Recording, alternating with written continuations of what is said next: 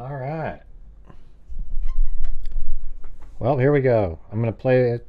There's a timer set. It'll just play because I spent the whole day getting, not the whole day, but the later part of the day, getting this ready at 150% speed. What's frustrating to me when I cover cases like this is just, you got this lady who could get 30 years in prison who didn't intentionally kill anybody. And everybody seems like they're just out for blood. Like they're so excited for her to get punished for it. And I don't like that. I like people who are bad people that have a malintent, that are evil, intentionally do bad things. I like those people to be punished, not the people who end up doing something bad but didn't intend to do anything.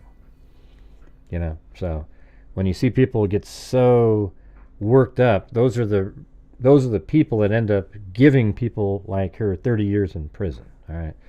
So anyways, I'm just going to play it right now, and there's a timer set. So in 3 hours and some odd minutes, it's going to turn off. All right. So here we go. The defendant didn't go there right away. You see, she has a daughter, Kayla Nix. Kayla Nix also has a daughter, Uriel Shock, also known as Yuri. That day, Kayla had a hair appointment, and with any 7-month-old, she needed someone to babysit so she could go get that done. So she called her mother. Who else would you call, right? A good babysitter that you can leave her with. So that's what Kayla did. And it was agreed that the defendant would come to Kayla and her husband Drew Shock's business and pick up little Yuri. And then take care of her for most of the day till the end of the day, around 5 o'clock after the business closed. And that would be that. So the defendant got in her vehicle. She leaves that prayer meeting. She drives to Kayla's business. She picks up 7-month-old little Yuri. She gets a car seat, puts it in the back of her vehicle. She gets a diaper bag because she's going to be taking care of a 7-month-old. She needs all the supplies. She needs diapers, she needs wipes, she needs food, she needs extra clothing. So she gets all that, puts it in her vehicle. Brenda Knight, Gail, who's also she's known as, it can be confusing sometimes, but we heard her called Gail. She was with her at that time. And she saw her get all this stuff. They then proceeded to Beef O'Brady's. Now, this is around a little after the 12 o'clock hour or so. They get there, they eat lunch there. It's the defendant, Gail, Brenda, and Judith. They eat their lunch, the defendant, and Yuri's there with the defendant. She's taking care of her, she's being attentive towards her. She brings the diaper bag in, sets it down, does everything that's expected of a good babysitter. Looks out for Yuri that entire meal, is attentive to her, holds her, bounces her on her knee, feeds her, takes a straw, puts it in the water, puts it in little Yuri's mouth. Everything a good babysitter should do. That's what she did. That's what you're going to see. Now, when did they leave? Well, you're going to hear from all the ladies that were with the defendant that day that Gail had a young grandson who was 5 years old. And she was pretty insistent to make sure they all knew, I got to go pick her up at I got to go pick him up at 1:50. So they all know. We left probably around 1:40. Between 1:40 and 1:50 because Gail had to get there. She was insistent. They leave these. The defendant grabs Yuri, grabs a diaper bag, goes to the car, opens the door, puts her in the back seat, puts her in the car seat, like a good babysitter should, closes the door, gets in the vehicle, drives straight home. About a 10-minute drive. She gets home. She parks her car by the house, gets out of the vehicle, closes the door, goes in the house. Never grabs Yuri. Yuri's still in the back seat, waiting, sleeping. Whatever it may be, she's back there. Grandma doesn't get her. She goes in the house, lays her dog, practices piano. While she's playing with her dog, time passes. And Yuri's suffering. While she's playing the piano, time's passing, and Yuri's alone in that vehicle. She's also on her mind, what's her primary focus, is that she's got another grandchild that she's supposed to spend time with that day, and she's focused on that. She's messaging back and forth with the mom, Rebecca Tucker. She's focused on all these other things. And while she's focused on that, time passes, and Yuri suffers. Hours go by. Hours. You're going to hear that Nix is there. That's Kayla's dad. And he's out there doing things that dads do, and nowadays moms do, but mowing the lawn, taking care of the property. And their property, they have a house proper, then they have a garage, barn. It's a large structure towards the back, and that's where he is. And the defendant thinks, oh, I should bring him some tea.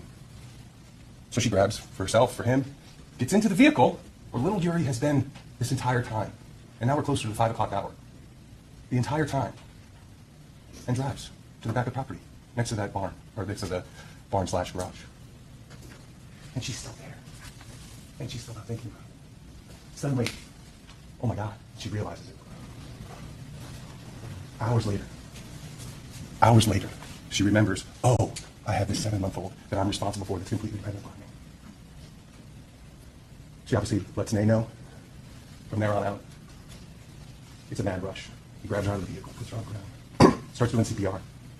911's called. By that time, sometime in this period when Yuri's being taken from the vehicle, put on the ground, that's when Rebecca Tucker gets there with the grandson that the defendant was so focused on. She calls 911. And you can hear it in her voice, the desperation. And all she can think about, Rebecca Tucker, is, I need to get my son away from this. This isn't good. You can hear her tell the 911 operator that. It's like, my mother will call you, my mother will call you. And meanwhile, Nay is frantically trying to give CPR to this little 7-month-old. EMTs arrive to the scene, and they take over, and they do their best. They do what they can. But, unfortunately, they noticed it's too late. It's too late. They had to stop life-saving measures at the scene because they noticed she was already showing signs of rigor and lividity, and they'll explain what that is, but clear signs, she ain't coming back. So they stopped. She was brought to the hospital anyway because the scene is so emotional. There are people there that are obviously upset. The defendant is upset. Her husband's upset. Everyone there is upset. This is an upsetting event for everyone involved. So it was best just to bring her to the hospital. And from there, after she was brought to the hospital, there's no treatment. She's already gone. They brought her to the morgue. They brought her to the medical examiner. Members of the jury, that's what we're looking at here. Those are the events. That's how we got here. Let's talk about a few things that you're going to see and hear from other than what I've already talked about. I said she was brought to the morgue. She was brought to the medical examiner's office. That's Dr. Bearable, and she performed what's called an autopsy. And she, based on her examination, when she viewed it, Yuri died of hyperthermia. I don't think you need to be a doctor to understand that. Hypothermia is freezing. Hyperthermia. Basically, she overheated to death. That's what you're going to hear. And all the things that I talked about that the defendant was doing, you're going to hear that from her own mouth. She gave a statement. You're going to see and hear it. You're going to see a few other pieces of evidence, photos, things of that nature. You're going to see the body cam footage of when the detective showed up. And you're going to hear again from the defendant at that time. Members of the jury, at the end of this case, we're going to do what's called closing arguments. And in our system, you are given instructions on the law at the end of the case because we want you to focus on the facts. And that's what I would ask you to do. I know during jury selection, there was some talk of it's not about the result. I disagree. Members of the jury, we are here today and for the next few days, not to determine whether or not Tracey Nix is a good person. We want to focus on her actions, inactions, and the results of those actions. And if you do that, and you focus on those facts as we go through here today, you're going to come to several conclusions.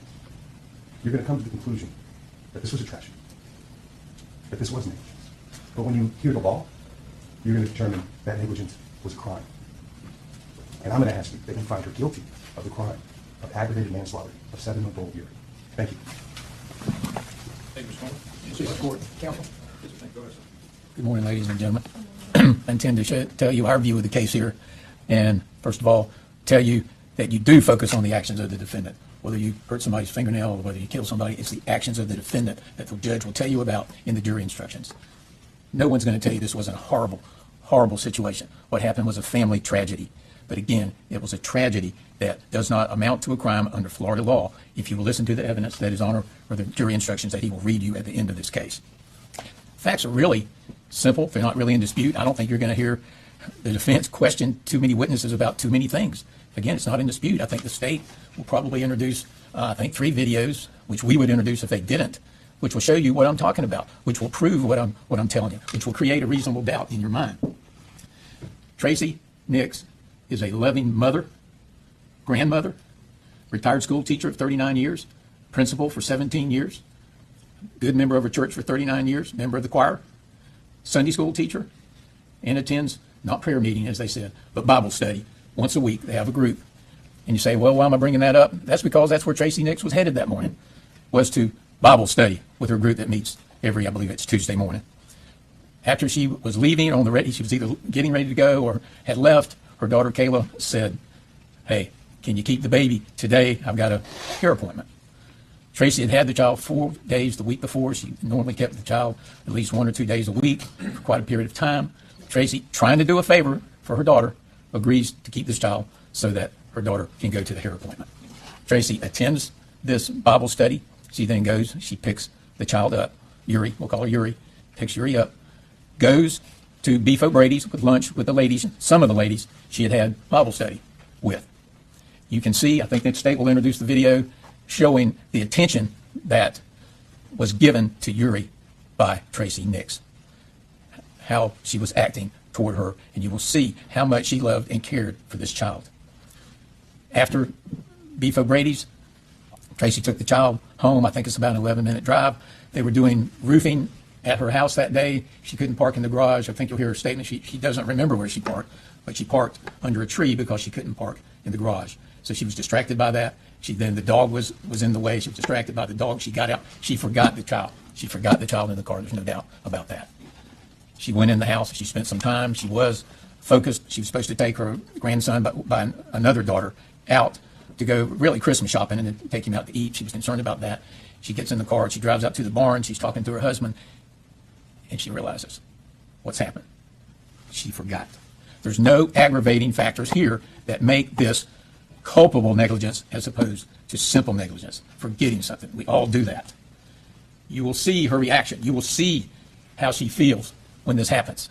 And it's completely devastated, completely. And I won't discuss it now because I think pictures and videos are worth thousands of words. I'll let you decide how she felt, how this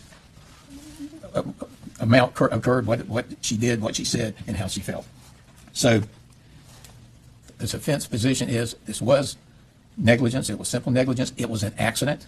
Under Florida law, it does not amount to culpable negligence. If you will follow the jury instructions in this case, read the instructions on culpable negligence, I think you'll be able to take them back in the jury room with you. You will see what I'm saying. As horrible as this tragedy is, it's not culpable negligence. Thank you. Yes, you're going to state the call, Cairo. You ready? Good morning. Good morning. Please state your name for the record. Kayla Nix. And Miss Nix, where do you live? I live in Wauchula, Florida. And how long have you lived there for? I was born and raised there. I left after high school and then came back probably a decade later and have been back in the community since 2016. May I ask you a few questions about your family? Absolutely. Who do you live with? My husband, And Drew who's Shock. that? I'm sorry, who's that? Drew Shock. Anyone else live with you? I do have a 5.5-year-old son. His name is Asher. And then I also have a 4.5-month-old baby girl. Her name is Adrian. Congratulations. Thank you so much. And can I ask you a few questions about the rest of your family? Absolutely. Do you have any brothers, sisters? I do. I have one sister. Her name is Rebecca Tucker. And is she married? Yes, to Jonathan Tucker. And do they have any children? Yes, they do. They have two, Cooper and Aiden. And who is New Nix? None Nix None is Nix, I'm my, sorry. yeah, that's my father. I apologize for the No, worries. He pronunciation. goes by Nay, so I might refer to him as such.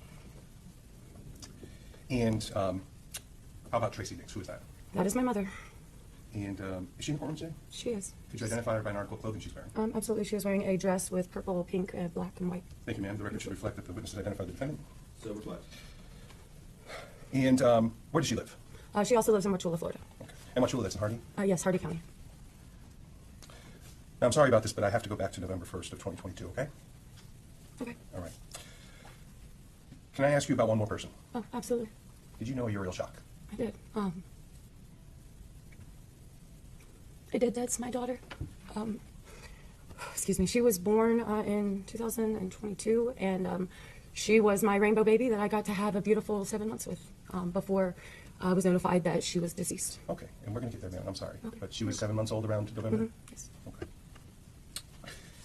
And so that day, November 1st of 2022, what were you doing that day, man? My husband and I own a small business in Wauchula, A1 Safari Glass. I have always been a full-time mom first before my career, and so every one of my children actually go to work with me every day that I attend work, unless they're sick. And so did Yuri go to work with you that day? Yes, my daughter went to work with me that day, and typically my routine was to leave at lunch so that I could get the baby home, get them fed, and then let them nap, let her nap in her own room. So. And I'm sorry, you called Uriel Yuri? Yes, yeah, Yuri. And so, well, did you follow that plan that day, or was it different? Well, that day began out most similarly to all my other days. Get up in the morning. My daughter and I went to my office. We began the work day. I remembered I had a hair appointment, and I reached out to my mother at that point and asked if she was busy Let me ask you this. How did you reach out to her? via text. Okay. And were you able to get a hold of your mom? Yes, I was. And what was the nature of that conversation you had with her? I don't remember specifically if we actually had a phone call or if it was exclusively text message, but the question was, I have a hair appointment at this certain location, and she responded that she had a lunch with a few of her friends. Those friends are people that I've grown up with my entire life. So I certainly felt comfortable in that circumstance, allowing my daughter to go to the restaurant with my mom. That restaurant was pretty much in the same block as the hair salon that I went to. So I knew I would be nearby. Excellent. And how long was she going to take care of her? From pre-lunch, whenever she picked her up to go to the lunch, I probably left 20 minutes or so before she arrived at my office to pick up my daughter. And then the plan was for my husband to stop back by their house at the end of the day when he leaves our business, pick up our daughter, and come home. And the end of the day, what's the end of the day for your business typically? 4:30 or 5. And he was going to go where to pick her up? To my parents' house on Kazan Road to pick her up. So you went to your hair appointment? I did. Yes. And from the time that you completed your hair appointment, when was the next time you heard anything about your daughter? I finished my hair appointment pretty soon. It was not a long appointment. I'd say it was about 75 minutes. And at that point, I went home to begin dinner and move the laundry and just start an evening routine that I would typically do at home with my child. So I went home expecting my husband to pick up my daughter from my parents' house. Okay. And the next time that I heard another thing about her was Officer David Drake outside of my home in Wauchula. And we'll get there in a moment, if you don't mind. Absolutely. So between the time that you saw the officer and the time that you left your hair appointment, did you have any communications with your mother? I do not believe that I did. Okay. Now, let me back up for one moment. I apologize. Does your mom have everything she needs to take care of Yuri whenever she takes her, or do you have to supply those to her?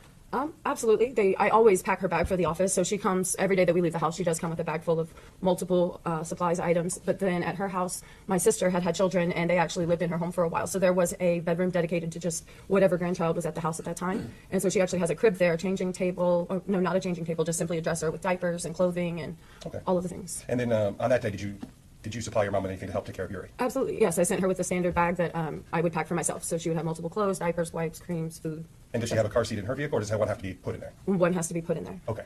So when she picked up Yuri that day, she would have also had to put the car seat in? Absolutely. She typically put her seat in behind the driver's seat. Okay. So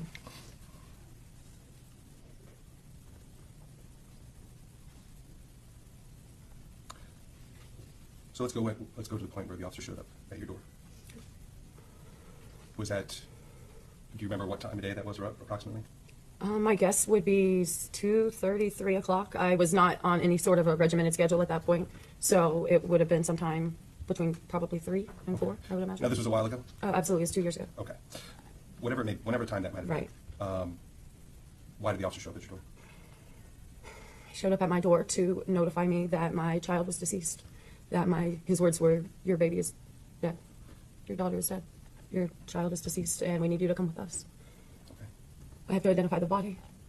Okay. Where did you go, ma'am?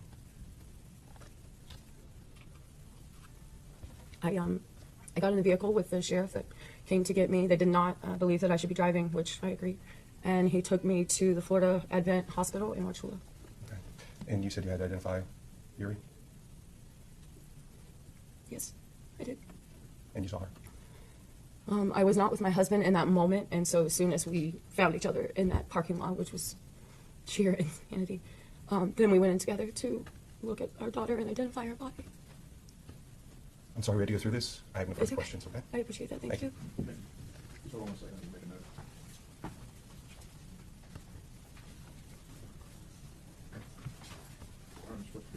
Thank you. Good morning. Good morning. And you indicated that you had a hair appointment that day. Yes, I did. And when did you make that hair appointment? I would typically make them at the end of my last hair appointment. So it would have been 5 or 6 weeks, but I never added to my calendar. They send a text reminder to your phone. So I was reminded of that text that morning. So it was just a few hours before you were supposed to be there. Yes, sir. When they bothered to tell you that you were supposed to be there. Didn't give you much time. Correct. Well, I was my fault for never entering it into my calendar, but that was the text that reminded me that morning that I had not made arrangements. Something that probably happens a lot in doctor's appointments, hair appointments, and other things.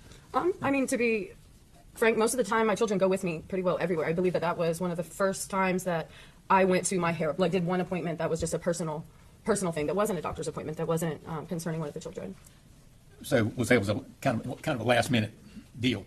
The child care plan was, yes. And you notified your mother for the first time, approximately what time? My guess would be that text would have come in 9 to maybe 10:30. So I only had a few hours. Did you have any knowledge that your mom had a Bible study scheduled that day? I did not know it, obviously, when I reached out to her. She might have mentioned it, although it's been 2 years. But I also could have very well taken her with me, as my daughter had, in fact, attended every other hair appointment and any appointment that I had for myself otherwise at that time.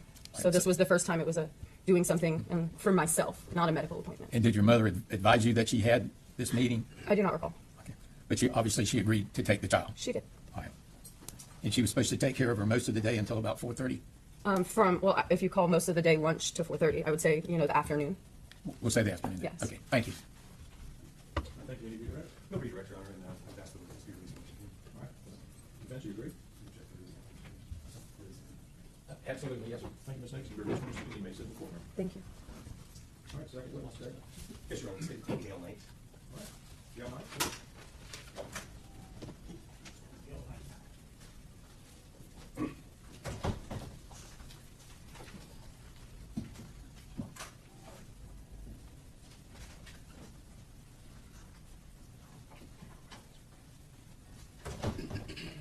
Maybe just one.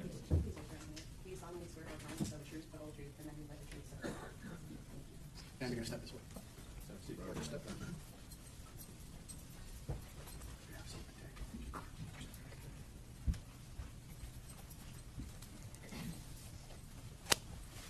May I proceed, Your Honor? Yes, sir. Go ahead, Ms. Coleman.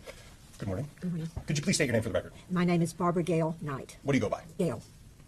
I'm going to call you Miss Knight. Okay. Miss Knight, how are you employed? I'm a retired school teacher. Excellent. And how long do you teach for? 33 years. And do you know Tracey Nix? I do. Who is that?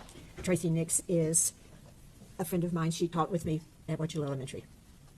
And how long have you known Miss Nix? Probably 40 years. Did you know Uriel Shock? Yes, I did. Who was Uri? Yuri was Tracy's granddaughter, Kayla's baby daughter. And I would like to go back to November 1st of 2022, okay? Yes, sir. Do you recall that day? I do. Thank you, ma'am.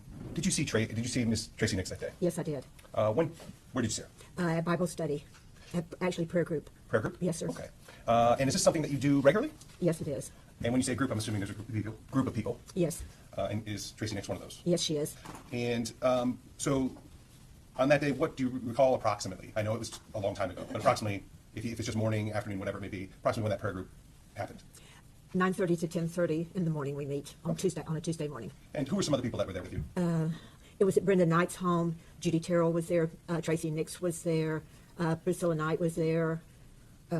Shirley Webb. You don't have to go through the whole thing. There are usually 6 to 8 of us. Let me make it easy for you. Is there a group of you that got together later on that day? Yes. Who was that? Brenda Knight, Judy Terrell, Tracey Nix, and myself. Excellent. Thank you very much. And so was there some decision that you folks would meet up somewhere later on that day, that you, a decision made at that meeting that you were going to meet up somewhere? Yes. Okay, tell me about that. What were you guys going to do? We were going to meet for lunch And where was that to be? at Beef O'Brady's in Wauchula. Okay. And so were you all going together, or were you guys going to meet each other there? How was that going to work? We were going in separate cars. Tracy and I were going to meet Brenda and Judy at Beef O'Brady's. Is there a reason why you and Tracey Nix were going to meet them there? We were going to go by A1 Safari and pick up Yuri and meet Brenda and Judy there. Okay. And once again, Yuri was Tracey Nix's baby granddaughter? Yes. Okay. Yes. And so did you guys go to A1 Safari?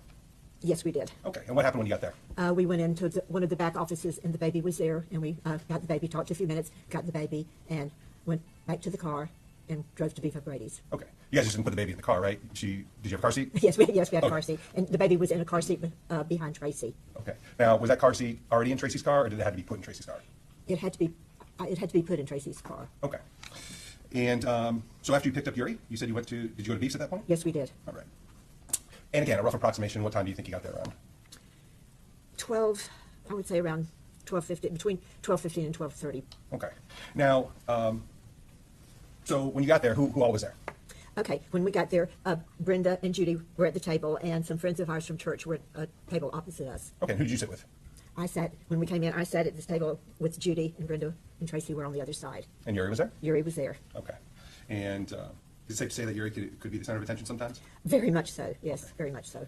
And who was focused on taking care of Yuri? Tracy, And did she give all the things that Yuri needed at that time? yes, she did. She was very attentive. Okay. And did you guys have lunch there? We did. Let me ask you this. Did you have something else you had to do that day? I did, yes. What did you have to do that day? My young niece was in kindergarten at Wauchula Elementary at that time, and I was very aware that I had to be in line to pick her up. And the first dismissal was around 1:50, so I was always in line at 1:50 to pick her up. And I believe I might have said earlier it was grandson, but it was granddaughter. Great niece. Great niece. I am so sorry. That That's is much okay. different, but still, someone you're responsible for. Yes. Yeah. And I'm sorry, what time did you have to pick her up? I was in line to pick her up at 1:50 when I got her every day. Well, I didn't get her every day. The days that I picked her up. And was this one of those days? Yes, it was. Did you let everyone else know that you had to? Oh yes, we were all looking at watches because she's a 5-year-old kindergartner and she wanted me to be there. And so what time do you think you left that day? We left Beefo Brady's probably 1:40ish, I would say. Okay.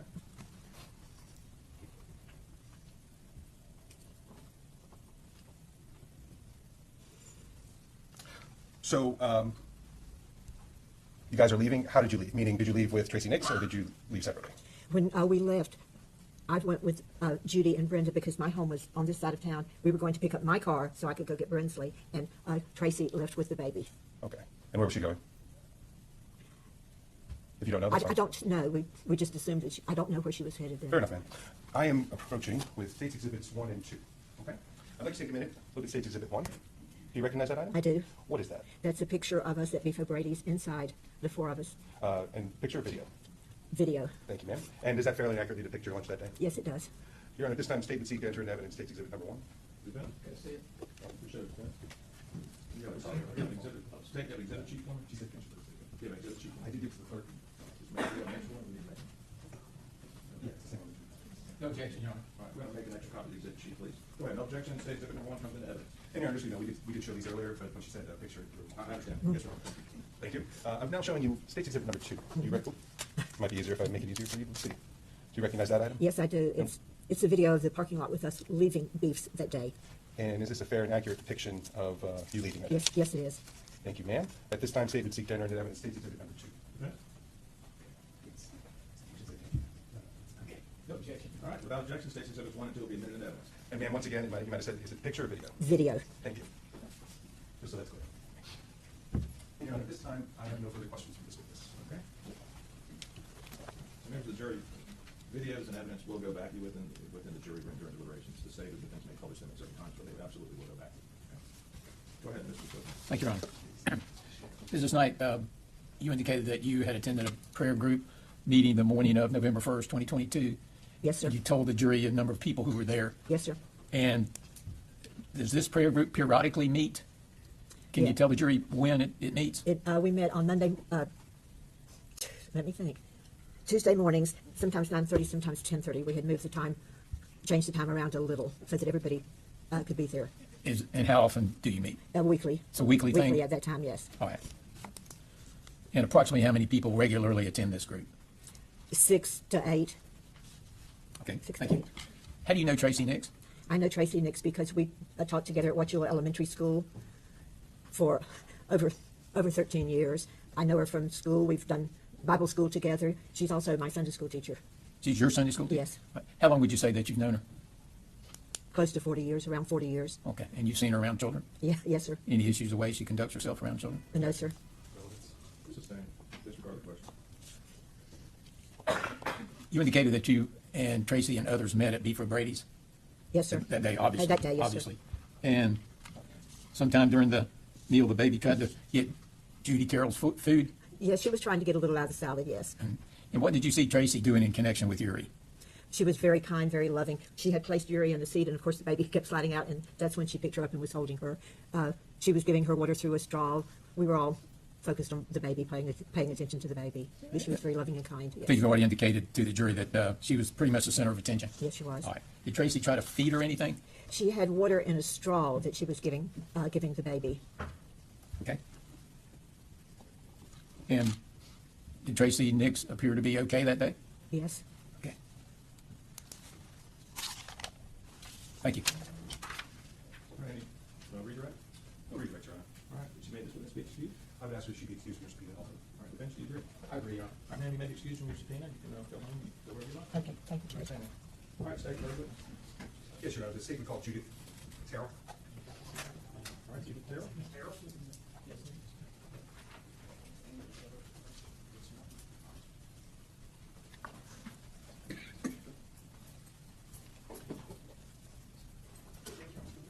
These solemnly swear or affirm to tell the truth, the whole truth, and nothing but the truth, so help you God.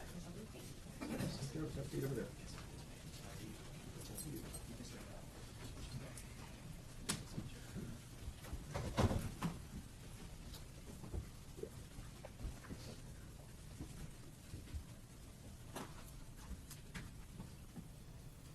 May I proceed, Your Honor? Yes, please, go ahead. Please state your name for the record. Judy Terrell, And Ms. Terrell, where do you live? Wauchula. And how? My Go ahead. physical address, No, that's fine. Wauchula's fine. And how long have you lived there for? 70-something years. And so a little while. How are you currently employed? Retired. So, excuse me. What did you used to do? I was a school teacher, And how long did you do that for? 38 years. And was that also in Wauchula? Yes, And do you know a person by the name of Tracey Nix? yes, I do. Who is that? The defendant. Okay. I just meant, who is that to you? How do you know Oh, her? okay. A friend.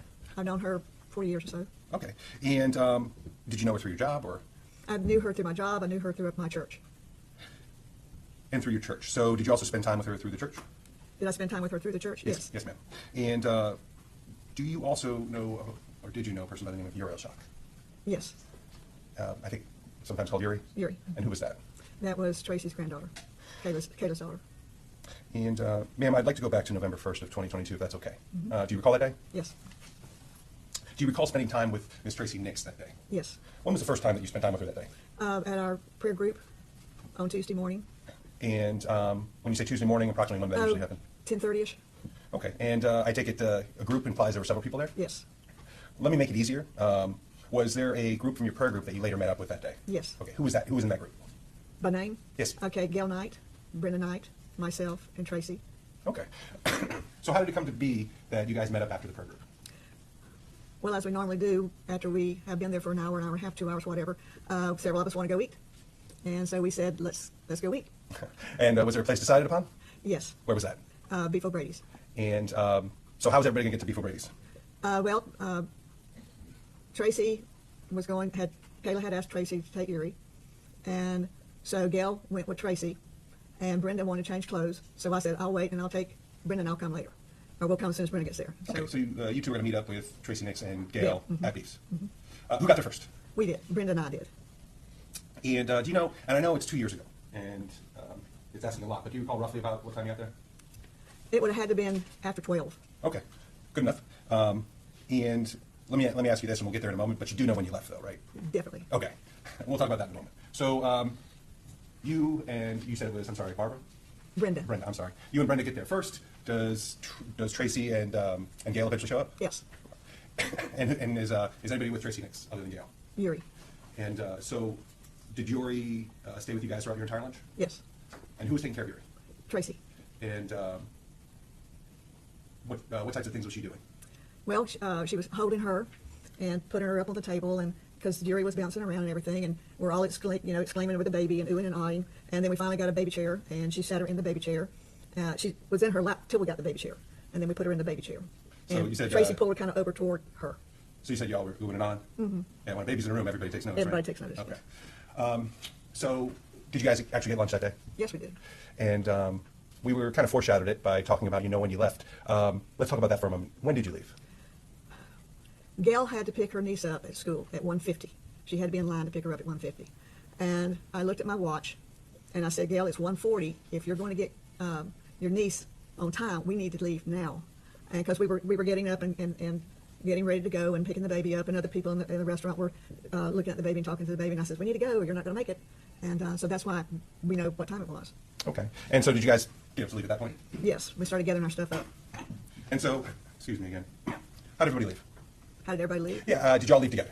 Yeah, we all, well, you know how when you get up from a table, this person kind of steps out and this person's getting up over there. And yes, we all left as a group. And Tracey Nix grabbed Yuri? She had Yuri, yes. Okay. So she took her with her out of the restaurant? Yes, she did. Okay. And what I meant, I guess I asked a bad question. I'm terribly sorry for that. But did you all leave in the same vehicle together? No. Okay. Can you explain how that happened? Well, when Brenda and I got there first, because we're in my vehicle, and then Tracy and Gail came with Yuri in Tracy's vehicle. What type of vehicle did Tracy drive? Lexus, You remember the color of the Lexus? red. Okay. Continue. You said she came in her vehicle. Uh-huh. And so how did everybody leave? Which vehicles? I got in my vehicle, Gail got in my vehicle, and Brenda got in mine because Brenda lives near Gail, so I would take them home. We go south, Tracy would go north. Is that where she lives? She lives northwest. I got you. How far do you think she lives from there? From Beefs? Yeah. I have no idea, 3 or 4 miles, Okay, 3 or 4 miles. I guess. Excuse me, ma'am. Terribly sorry. And so she didn't load. So she brought Tracy brought Yuri out of the beast then, correct? Yes. And put her in her car? Put her in her car, yes. Not your car, her car. No, her car. Okay. One moment, ma'am. Yes. I'm showing you what's already been put into evidence as 1 and 2, but I just want to go over it with you because you looked at them too. Do you recognize State's Exhibit 1? Yes, And what is that? my initials are on there. Okay, and what is, do you know what this is of? Yeah, that's inside beefs. Is it a video of it? Yes. Okay, and that shows everything we talked about here today? Yes, And what about State's Exhibit 2? and that is us outside getting into the vehicles. And that's kind of what you were telling us about just Yes. now? Okay, thank you. Your Honor, I have no further questions for this witness. Thank you. Defense? Cross? Thank you.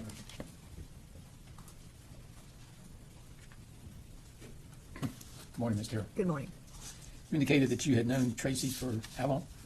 40-something years, Okay. And how do you know her? through school activities and through church activities, mainly church activities. Mainly church. All right, we'll talk about the lesser first. You said through school activities. What is your connection relationship with Tracey Nix through the school? School system, we would have meetings together or whatever. I was a high school teacher, she was elementary. Okay, not the same school then? No. All right. And over what period of time did that occur? On and off for 40 years, 40 years? or 38 years rather. Okay. And then I know you had answered in response to the state's question that you had known her primarily through church activities. Is that for 40 years also? Pretty much so, yeah. Pretty much so? And what are we talking about when you say church activities? We sang in the choir together. We went to choir. We were at choir gatherings together. We went on several children's weekend trips together. She is one of my Sunday school teachers now. All right. That pretty much explained 40 years with relationship at the church. All right. So she was around kids a lot that you saw. Okay. Would it be fair to say that all of you were oohing and awing over this child at lunch that day? Yes, Okay. And you also indicated that Tracey was paying a lot of attention to definitely. Yuri. Definitely. Okay. Did she try to find some formula for her in a diaper bag? She had the diaper bag, and she looked in there to see if there was something in there for Yuri, and she didn't. She found some clothing and stuff. All right. Would she do anything in connection with a straw? Yeah, she has a glass of water, and she put the straw in there and brought up a little water in there, and then gave it to Yuri. Okay. And one last question. You indicated that Gail Knight had to pick up her, I think it was grandniece Yes, from kindergarten. yes. Is that a routine thing that she does? She takes her 2 or 3 days a week, and Tuesday was one of the days that she was to pick her up. All right. Thank you, ma'am. Thank you. Any redirect, State? No need, Your Honor. All right, State. I would ask for be released. Defense, you agree about, defense, you agree she could be released from student? Okay, have this one. Okay. At this point, No, it's fine.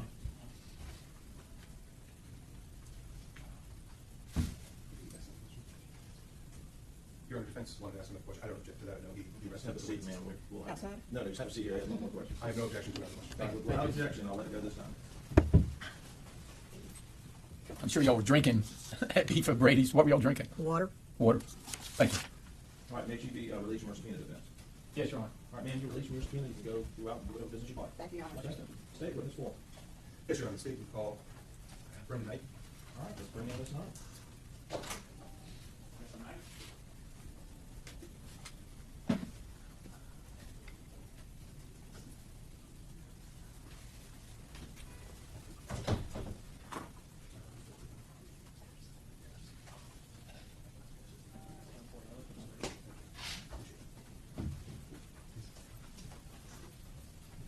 Come on up, Ms. Knight, we just sworn in.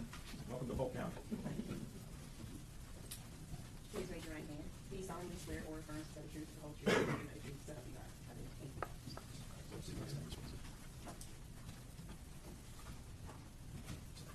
And just while Ms. Knight's taking a seat, Your Honor, I'll ask just for a brief housekeeping sidebar after Ms. Knight testifies. That's fine, thanks. Thank you.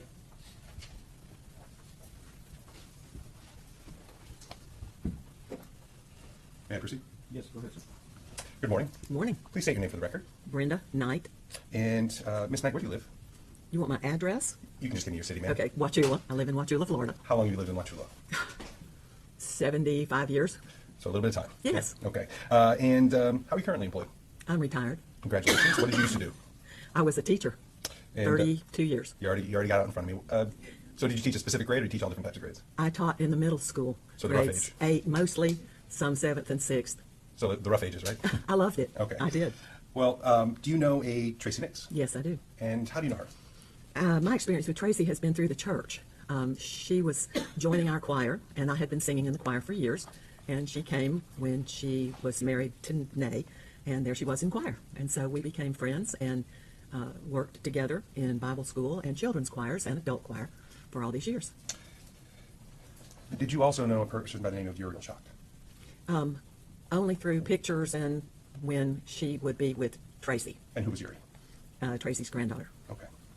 The reason I bring that up is because I have to go back to November 1st of 2022. Do you recall that day? Yes, sir.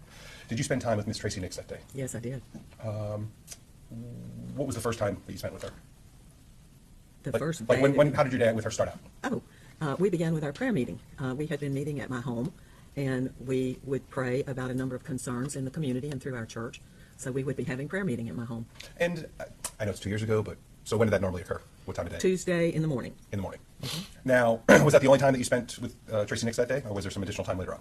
That day, when we concluded our prayer time, several of us decided to go eat lunch together. And so Tracey and I and Gail and Judy went to eat lunch, and we had Uriel with us. Okay. And so where did you guys decide to eat lunch? We ate at Beef O'Brady's. Now, did you all go there together or separate? We were in 2 different cars. Who did you go to these with? I went with Judy. And so I guess through, I'm okay at math, but I'm guessing then Gail and Tracey would have went separately. Yes.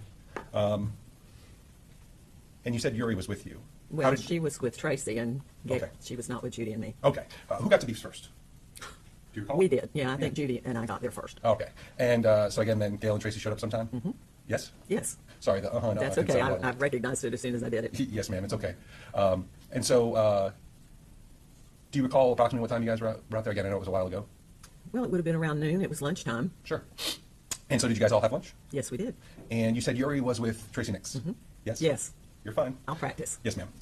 And so, who was taking care of Yuri while you guys were having lunch? Tracy. And was she paying attention to her? Oh, yes. Feeding her or giving her at least something to drink, stuff like Yes, that? we were all getting a kick out of her giving the child something to drink from a straw, which for a little one, you can't really do that unless you hold the liquid in the straw and kind of hold it over them and let them drink from the straw. It was cute. And Yuri's like a baby at this time. Oh, yes, Yeah. yes. Were you guys paying Yuri attention? Certainly. How about anybody else in that? She's getting a lot of attention. Sure. How about anyone else in that restaurant? Yes, we saw some friends from church who, of course, wanted to ooh and ah over the baby, and we spoke with them. It's funny how a baby can become the center of attention, right? She was. Okay. Now, did you guys eventually leave that day after your lunch? Yes. You caught yourself that time, thank you. I did. And so, do you know when you guys left?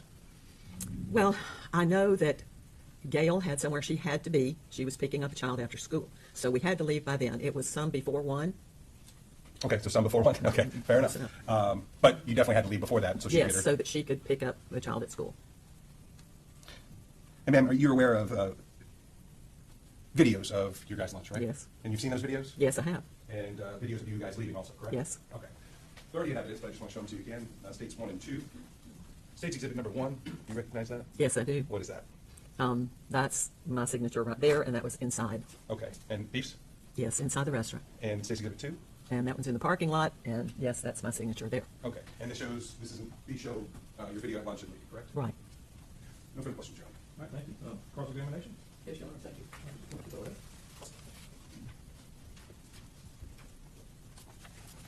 Good morning. Good morning.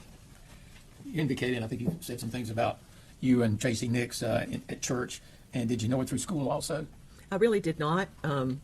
She was not teaching at the junior high at that time. I think later on she did become employed by the junior high. Okay. All right. And I know you talked about you were both in choir. Yes. Yeah, how long that has occurred? Well, it has still been going on until some of these things have occurred. Sure. All right. How would you describe your relationship with Tracey Nix? We were co-workers in a lot of church activities involved with children. We worked together with Bible school. Tracey served as a principal for a couple of years, and I was one of the teachers, and Tracey did an amazing job. Then we worked together in children's choirs, which, in order to prepare a musical to be presented to the whole church, we often went on a retreat so that the kids could spend time with recreation and practicing their music. And Tracey would prepare the devotions. Amazing work that she produced for those kids to do study while we were on a retreat. It happened multiple times. You said that Tracey was the one doing the prepreparing. Absolutely. the retreat. She did every bit of it. And when you say retreat, how long? A weekend. A weekend. Friday afternoon and come home Sunday afternoon. So overnight. Oh, yes. Okay. All right. When y'all were at the restaurant, and apparently Yuri was pretty much the center of attention. Yes, she was. Correct. And did Tracey try to find her something to eat? Yes, she did have a bag with her, and she was looking in there to see if there might be some formula or, something that the child would be expected to eat around lunchtime. Okay, thank you. How did Tracey feel about Yuri? She loved her. I don't know what else to say. That's her grandmother. Of course she loved her. Pretty obvious. Yes. Okay, you'd seen her around Yuri before. Yes. She had had Yuri with her at my home that day and taking care of her and watching her play on the floor, and it was obvious. Very good. Thank you, ma'am. There you go. All right, next week, Steve. Yes, sir. Yes, sir.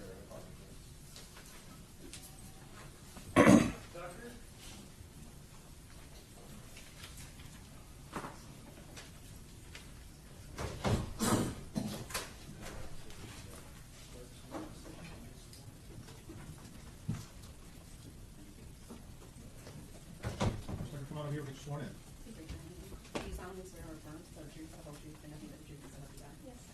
You just have this way, man?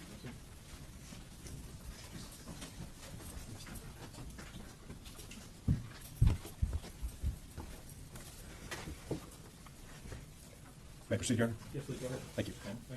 Good morning, ma'am. Please state your name for the record. My name is Rebecca Tucker.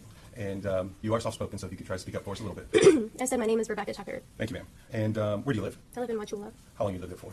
my whole life. Your whole life. And what do you do for a living, ma'am? I'm a business owner. And what business do you own? Like the name of it? Sure. It's called Frontline Roofing. And do you own that with somebody else? Yes, I do. With who? With my husband. And his name is? His name is Jonathan Tucker. And do you have children? I do. And what are their names? Just their first names. I guess we know their last names. Aiden and Cooper. And do you know a Kayla Nix? Yes. Who is that? She's my sister. And how about finally Tracey Nix? Do you know She's, her? yes. And who is that? She's my mom. And did you know a Uriel Shock? Who is that? She's my niece. Okay. Now, I know this is upsetting. I'm sorry I have to go back to it, but I do have to go back to November 1st of 2022, okay? Yes? Yes. Okay. Ma'am, if you recall, just in general, what were you doing that day? It was a normal day. You know, worked and picked my kids up from school. Okay. Let me ask you in particular, were there any plans that you had with your mother, Tracey Nix, that day? Maybe not for you, but for someone in your family. Yes, Aiden was supposed to go out of town with her. And how was that supposed to happen? I was to bring him to her house after And- school. After school? And how did you communicate with your mother that day? Through texting, I believe. And so, do you know, you said it was supposed to be after school? Yes. What time was approximately after school? Between 4 and 5 p.m. I don't know exactly what time. Okay, but roughly around then. Right. And did you bring Aiden to your mother's house that day? I did. And was it roughly in that between 4 and 5 o'clock hour? Yes. And what happened when you got out to your mom's house? Or let me ask you this, where does your mom live? She lives on Kazan Road in Wachula. And what was going on when you got out there? Whenever Aiden and I got out of the vehicle to check on my boys' 4-H bigs that they had at the time, I saw my mom and my dad doing something by my mom's vehicle, and I wasn't really sure, what it was. So but I mean, it didn't take long at all to figure it out. And your mom's property, is it just her house, or? No, so you have the house, and then the barn is in the back. So where did you see your mom's vehicle? It was down by the barn where we went. All right. And she was doing something, but you didn't think of anything at first? No, I couldn't see because their backs were to me. Okay. Did you come to find out more soon after? What did you see?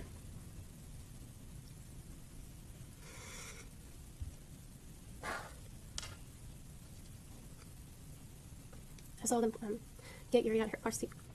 And when you say them, who were you talking to? My mom or my dad, I'm not really sure which one was the one that got her out, but I mean, it was one of them. And your dad's name? His name is Nate. Got Yuri out of the car seat? Yes. Where was Yuri put? You said where Where was was she placed? On the ground. Okay. Anything else that was done? My dad started performing CPR. What did you do? I called 911. All right. You said you called 911? Yes. All right. And obviously, was that for Yuri? Yes.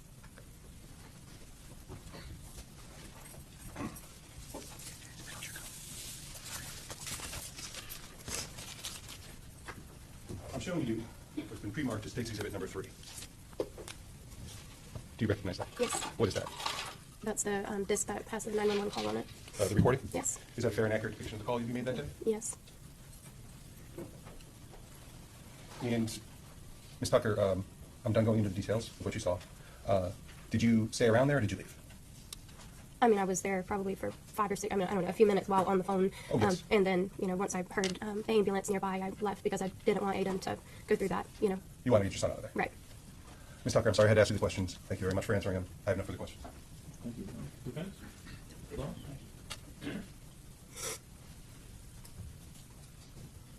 morning, Ms. Tucker.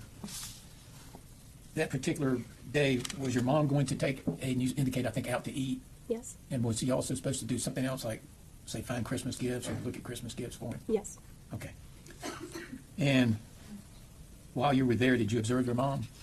I did. While my dad was doing CPR, she went around to the other side of the barn, and while I was trying to figure out what, excuse me, what had happened, I walked, around to where she was, and that's where I saw her on her hands and knees and was, just completely, pale and breathing really heavy, and I don't know, it all happened so quickly. Was she gagging? Mm-hmm. I'm pretty sure she threw up. And was she breathing heavily? Yeah. Did you call it hyperventilating? Yes. Okay. Could you see her eyes? Yeah, they were huge. Okay. I assume that was a pretty traumatic experience. Okay, thank you. Steve? No further questions, Your Honor? All right, Mace, you can be released. Yes, sir. Yes? All right, then you may be released. Steve, all right, please. Before we call the next witness, Your Honor, we'd like, once the witness has left the stand in the courtroom, we'd like to publish the exhibit number. All right, let's do that after she leaves the courtroom. All right, say, take your time, Robert. Thank you.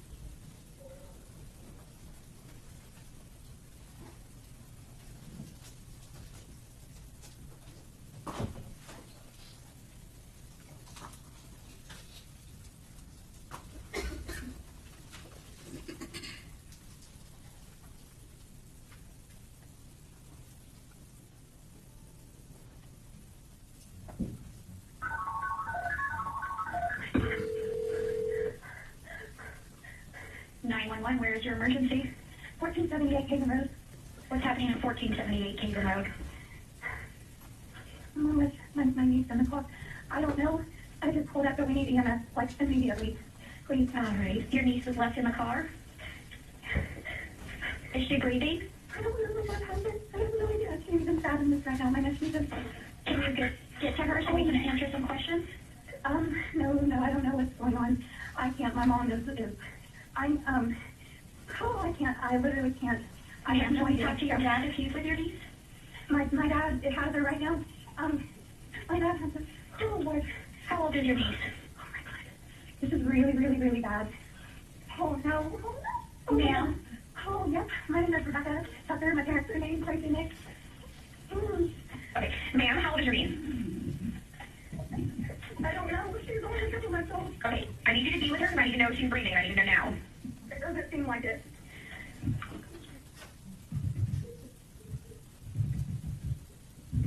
Okay, so it doesn't seem like she's breathing.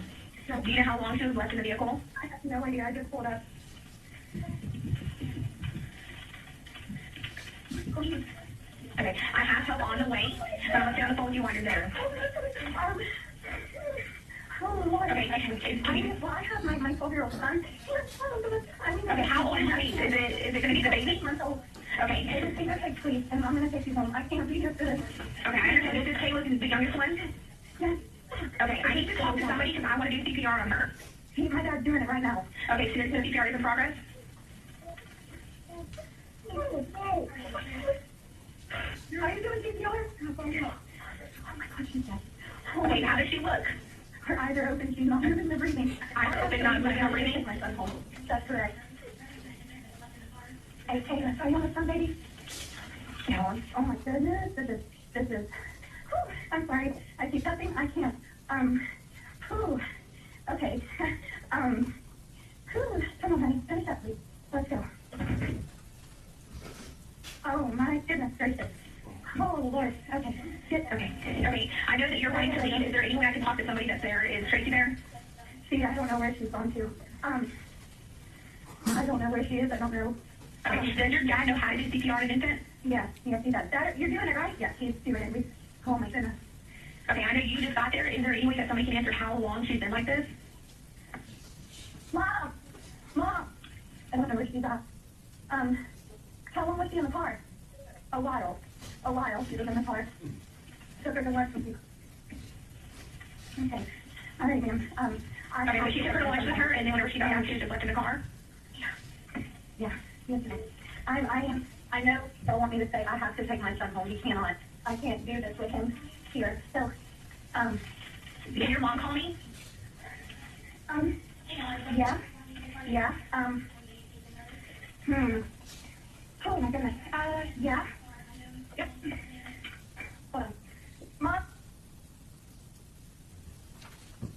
State's concluded publishing case exhibit 3. All right. Thank you. State, next witness number 6.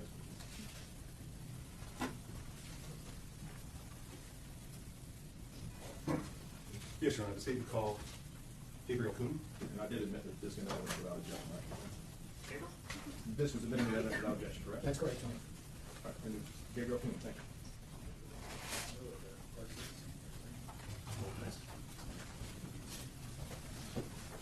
Small enough, we're going to get you. Please raise your right hand. Do you solemnly swear or affirm to tell the truth, the whole truth, and nothing but the truth, so help you God?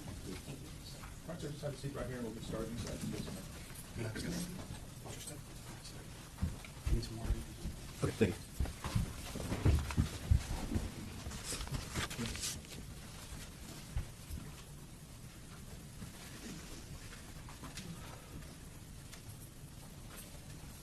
May I proceed, Your Honor?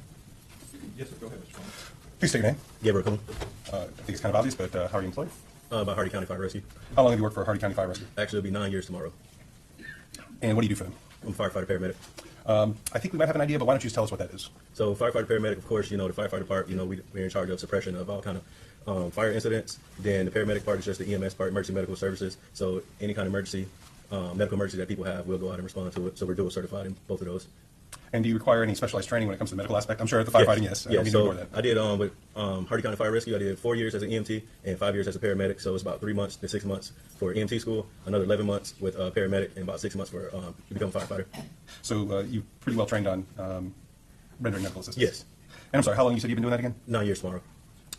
And let me ask you this, sir. Were you doing the same type of duty since it was 9 years on November 1st of 2022? Yes, sir. And let's just get to why you're here, okay? Do you recall participating in attempting to treat 7-month-old Uriel shock on that day? Yes, sir. I was a charged paramedic. Can you explain how you became involved? So I was on a rescue that day. So we got dispatched to the call, and I believe it came out as a cardiac arrest. And with the additional notes, they said that the child has been left in the car since around noon time. Okay. And so how did you get there that day? We was in a rescue, the ambulance, and so we drove there to the scene. And do you remember where you went to? Yes, we went to. You want the address? You can refresh your recollection if you need to. Yeah, 1478 Kaysen Road in Washougal, Florida.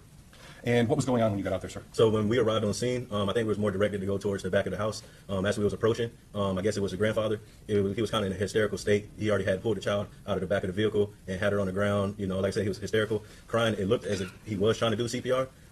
When we arrived, we parked the rescue probably about a couple feet away from it. I exited out of the vehicle. I walked around, picked the patient up, and at that time, I can feel how hot she was. Let me stop you there, sir. And when you say patient, are we talking about Uriel? Yes, sir. And was Uriel a child? Was she an infant? Yeah, she was an infant. Okay. Now you said you picked her up. You noticed she was hot. Yes. So when I picked her up, I could feel through my gloves. She was just hot to touch. She had on, I would say, something that you would normally put a child in during the wintertime. It was like a long sleeve onesie, like a real fuzzy onesie. Did you notice anything about the onesie she was in? Yes, it was very damp. Damp, you said? Damp. Okay. From sweating. Okay. So once you pick her up, what did you do at this point? At that point, we went ahead because we used the back of our rescue. We used it as more of like a controlled environment. So we entered into the rescue, and that's when we started proceeding to do CPR efforts at that time. And so is doing CPR on an infant a little more different than you would normally do? It can be. It could be a little bit more traumatic. But now, what else are you doing? You're doing CPR. Or what other types of medical treatment are you rendering? Yep. So we're doing CPR, which is chest compressions at that time. The other person that was on the truck with me, he started an IO, which is intraosseous, which is basically instead of going with an IV into the vein, it just goes straight into the bone, which was in the lower leg area, the tib-fib area. So we can begin giving medications a little bit quicker at that time. And as he's doing that, I was beginning to intubate the patient because we needed to secure an airway. But at that time, when I was getting ready to insert the blade into the patient's mouth, I noticed that she was clenched, which means... Let me stop you there. You were getting ready to? What do you mean she was clenched? Which means her jaw was just kind of locked in place at that time. Usually we'll have to push medications like succinylcholine to kind of get them to relax. But at that time, once we started doing, further evaluation, we noticed that she started to have rigor mortis that was already set in. And I think we all have an idea of what that is, but what is rigor mortis? So that's just stiffening of the muscles and stuff. Once you kind of like pass away or death occurs, the chemicals in the muscles start to leave, and that's just when your muscles and stuff starts to constrict and stuff. But Where did you notice the rigor? In her limbs, in her upper limbs. And how does that show? Just the arms itself will be just kind of in place. Okay. Stuck in place there. And so did you make any other observations other than the rigor? Yes, that she also had lividity also, which is the pooling of the blood. So once the body, stops circulating blood, with the help of gravity, basically whatever lower portions up to the body, gravity just pulls the blood down to the lower parts of the body. And what did that lead you to believe, sir? That she's been dead for a while. And so what did you do at this point? Did you continue your life-saving treatment? No, at this point, we went ahead and radioed over to Abbott Health Achula and spoke with the doctor on hand, Dr. DeWan, and we gave him our findings at that time, and he gave us a go ahead and basically call it a signal 7, which is dead on arrival at that point. And even though there was nothing that could be done, what was done with Yuri at that time? At that point, we just basically transported to the hospital because it's in our protocol. All pediatric cardiac arrest must be transported to the hospital at that point. So regardless of her status, you still took her to the hospital? Right. Right. All right, sir. I don't think I have any further questions for you.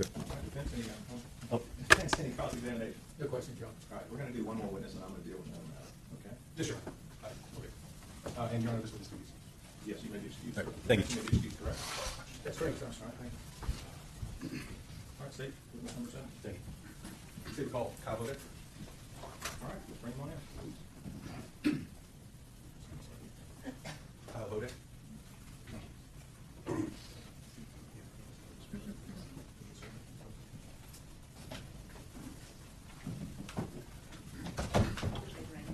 you solemnly swear or affirm to tell the truth, the whole truth, and nothing but the truth, so help you God? You can step around this way, sir. Take a seat, sir.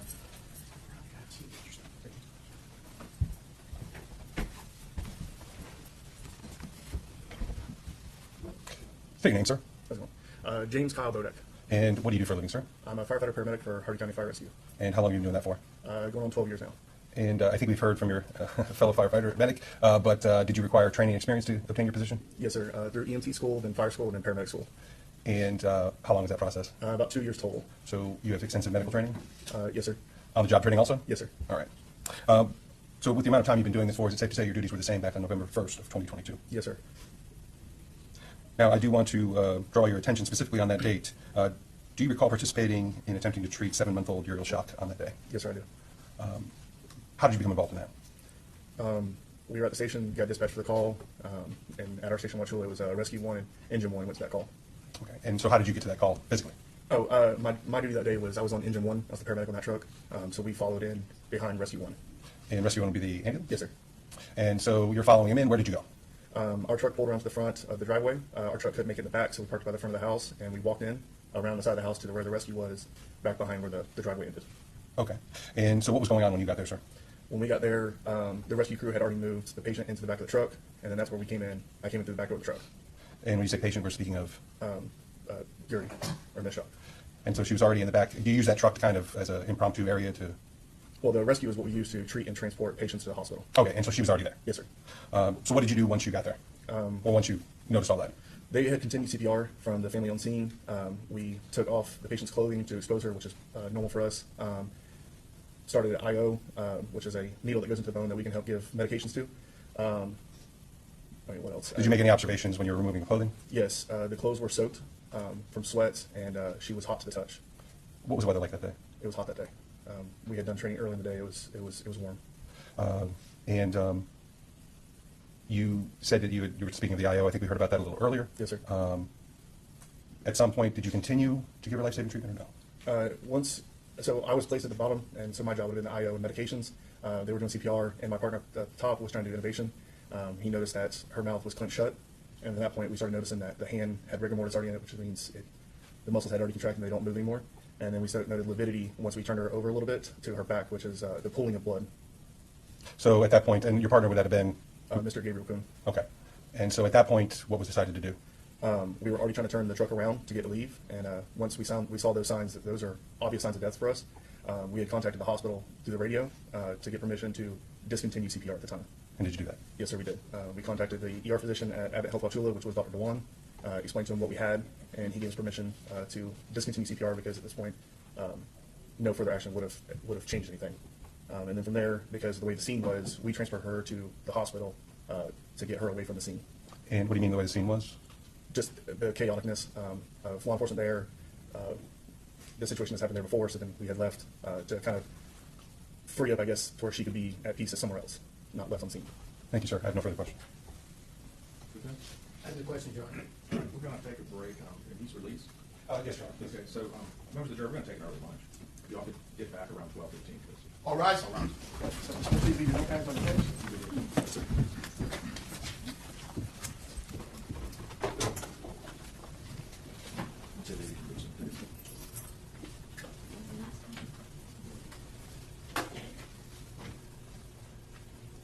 may be seated. Everyone have a seat. Everybody in the gallery. I made a rule. We're on the record. Somebody's taking pictures.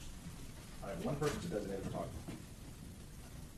Is anybody in that gallery using their camera? Raise your hand if you are, besides the designated photographer that's in the front row. All right. I'm going to make it real clear. We have the TV. We have the live stream. They have rules. They're following the rules. If I catch a cell phone in anybody's hand, except force the rules. Force the rules. If you cannot handle that, force the rules. If you cannot handle that, go home and watch it on live stream. Don't do it in my courtroom. We are adjourned. I do need to speak to the lawyers in the back. On record. And is this your first job as a law enforcement officer, or do you have prior experience? I have prior experience. Where'd you work before that? 1996, I started with the Florida Department of Corrections, and then in 1999, I was hired with the Hardy County Sheriff's Office. And so how long did you work with Hardy County, or what were the years you worked for Hardy? 1999 until 2023. All right. And did you retire at that point? I did. And you missed it so much you came back? I did. All right. So, sir, so what was your position with the Hardy Sheriff's Office in November of 2022? November 2022, I was a detective. And so would that have been your role back on November 1st of 2022? It was. And I do want to go back to that time frame. Okay, sir. During that time frame, did you become involved in the death investigation of a Uriel shock? I did. How did you become involved, sir? I heard the call for service over the radio. And what did you do once you received that call? I responded to the scene in my vehicle. And so where did you go? I went to the incident location, Kaysen Road. And was that a residence? It was. Whose is that? The defendant, Miss Nix. And when you got out there, what was going on, sir? As soon as I arrived, I could tell that something had happened. I already knew because of the call. And the husband had his knees down, sitting on his knees in the yard, had his hands in his face. He was crying. I think Tracey was walking around very frantic. And do you know approximately what time you got out there? I don't know exactly what time it was. Okay. And so you see this that's going on. What else is going on, sir? Medical units are arriving. Other law enforcement are arriving. And when you say medical units, you're referring to? The ambulances. And so the address you went out, sorry about the question, but is that in Hardy County? It is in Hardy County. Okay. And what did you say Tracey Nix was doing? She was walking around. She appeared to be in a frantic state. She was crying as well. And did you discover what was going on out there? I did. What happened? I discovered that she had left her granddaughter, Uriel, in the vehicle that she was driving that day. That's the frantic nature? Correct. That was the reason that she was frantic. And what was the granddaughter's name? Uriel, shock. And was Uriel shocked there when you got there? I believe she was in the ambulance, if not, had already been transported. Okay. So what did you do next, sir, once you're out of that scene? My supervisor advised me to go to the hospital, the Advent Health in Wauchula, and take possession, not possession, but be there for the scene of the child, and begin photographing Uriel, shock. And so you took photographs? I did.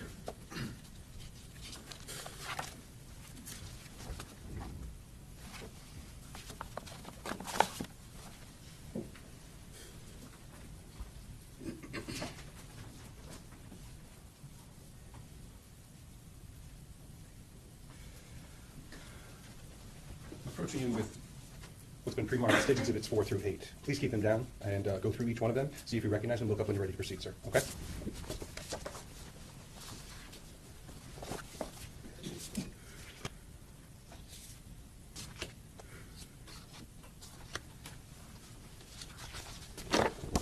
Are you ready, sir? Yes. First, I'd like to for you to take a look at state exhibit number 4. This should have been in order.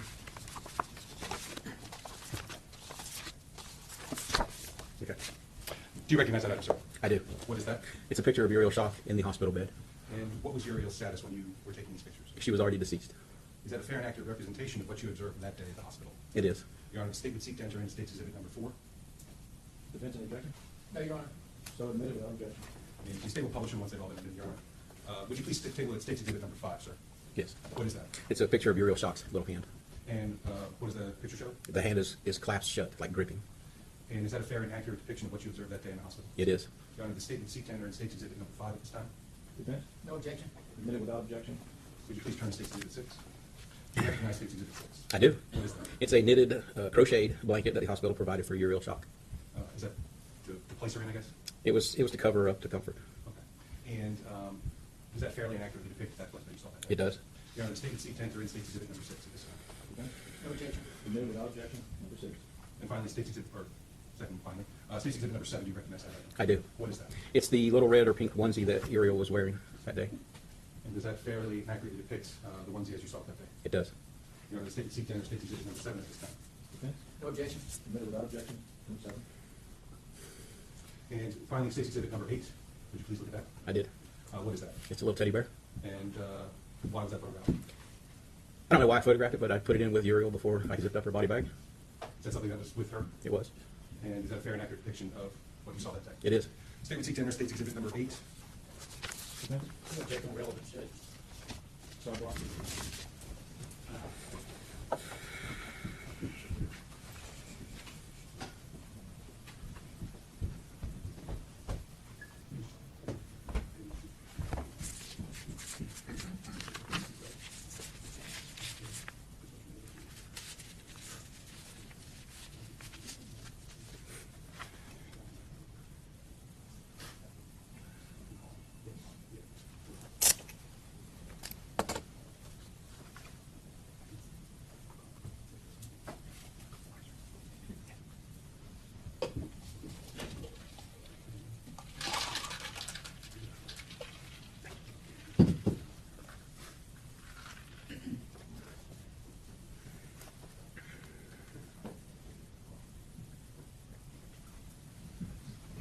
All right, members of the jury, I'm sustaining the objection on the number 8. You're not to consider that as evidence, which is the tape.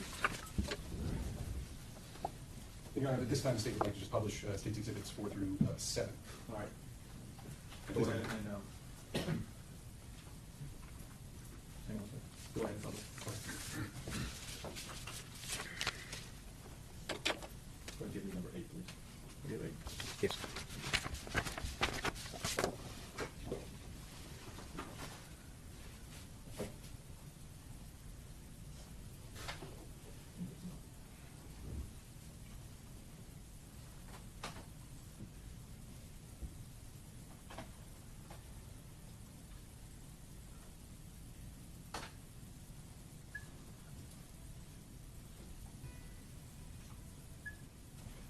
Now publishing State's Exhibit number 4. And once again, sir, what was this? That is Uriel shot in the hospital. State's Exhibit number 5. And once again, sir. That is her little clenched hand as she was laying on the bed in the hospital. State's Exhibit number 6. That is the hand crocheted blanket that some of the hospital staff had. And State's Exhibit number 7. That is Uriel Shock's onesie that she was wearing the day of the incident. Please don't delve into this or give me good questions. Yes, Your Honor.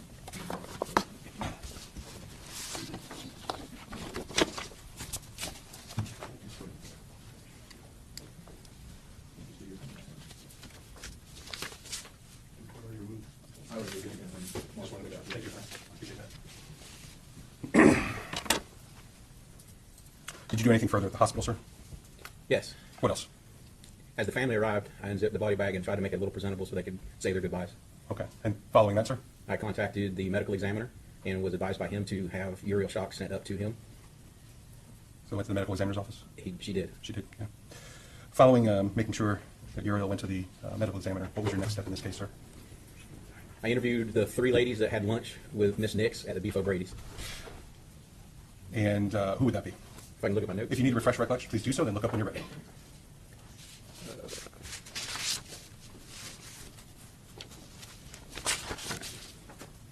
Okay. One of the ladies was Judy Terrell. The second lady was Miss Brenda Knight. And the third lady was Barbara Knight. And as far as this case, I guess you conducted a couple more interviews, is that correct, with some people? I did. Who else did you interview in the case?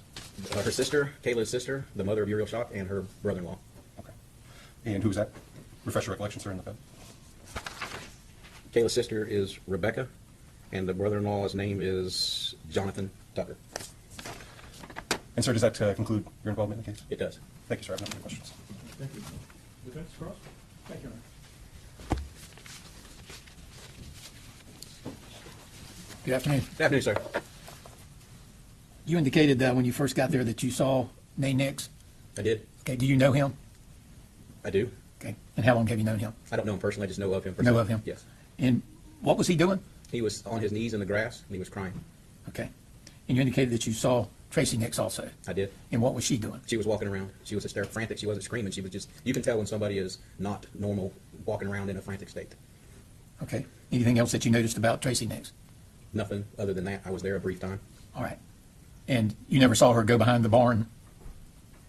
Look at my notes to see.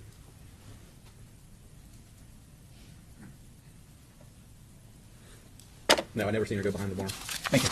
I have no further questions, John. All right, make this witness speak to you? Yes, sir. Yes, sir. Okay. Thank you, officer. Your excuse from screen.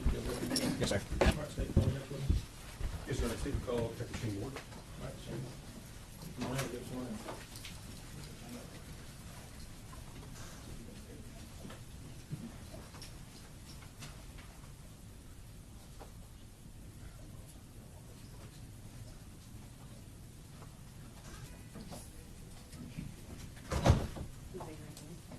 Do you solemnly swear or affirm to the truth, whole truth, and nothing but the truth, so help you God? I do. So you step this way, sir.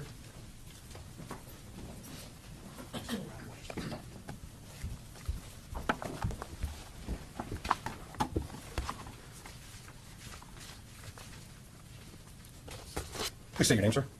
I'm Detective Shane Ward. How are you employed, sir? I'm employed as a detective with the Hardy County Sheriff's Office And how long have you been employed there? since March of 2006. And you said your current duties are detective? I'm currently a detective, yes. What's a detective do? Investigate persons and property crimes. And is your position the same now as it was back in November of 2022? Yes. I want to take your focus and attention back to November 1st of 2022. Did you become involved in the death investigation of Uriel Shock? I did. How did you become involved, sir? Upon being notified of the call, I did respond to the scene of the incident. And what was the scene of the incident? I believe it came in as an unresponsive infant. Oh, I mean, where was it? Where was it? The address was 1478 Kazan Road in Wauchula, Hardy County. And is that a residence? Yes, sir. Do you know whose residence that is? That is the residence of Miss Nix, Mr. and Mrs. Nix. And so, do you know approximately when you got out there? My approximate time, the EMS, I believe, had just left or had just arrived, so it was right around the time of EMS arrival, and I have that documented right around 5:06 p.m. 5:06 p.m.? Okay. Approximately, yes, sir. And so, what did you observe when you got to the property? I observed Mrs. Nix's 2019 Lexus SUV parked in the backyard. Her husband, Mr. Nix, was also still present at that time, and Mrs. Nix was also still present on the property at that time. I believe there was a car seat laying next to the vehicle. That's pretty much my independent recollection of what I initially observed. And you said it was what were the vehicles again? I'm sorry. Her vehicle, I believe, was a 2019 Lexus SUV. And were there any other vehicles, or? There were more vehicles on the property, I believe. I don't have an independent recollection of exactly what vehicles or where they were positioned on the property without reviewing photos. Did you notice a lawnmower? Or? I believe there was, yes, sir, a lawnmower next to a barn, really close to the vehicle. Any observations that you made about the vehicle? The Lexus. Nothing significant that I can recall about the vehicle. Okay. And so what did you do once you get on the scene, you're assessing the situation, what was the next step you took, sir? I did speak with Mr. Nix and just asked for an explanation of what had happened, asked him to kind of recreate what he did, what he saw. There was also some people working on their roof at the time. Several workers had been working on the roof that were there when this all happened.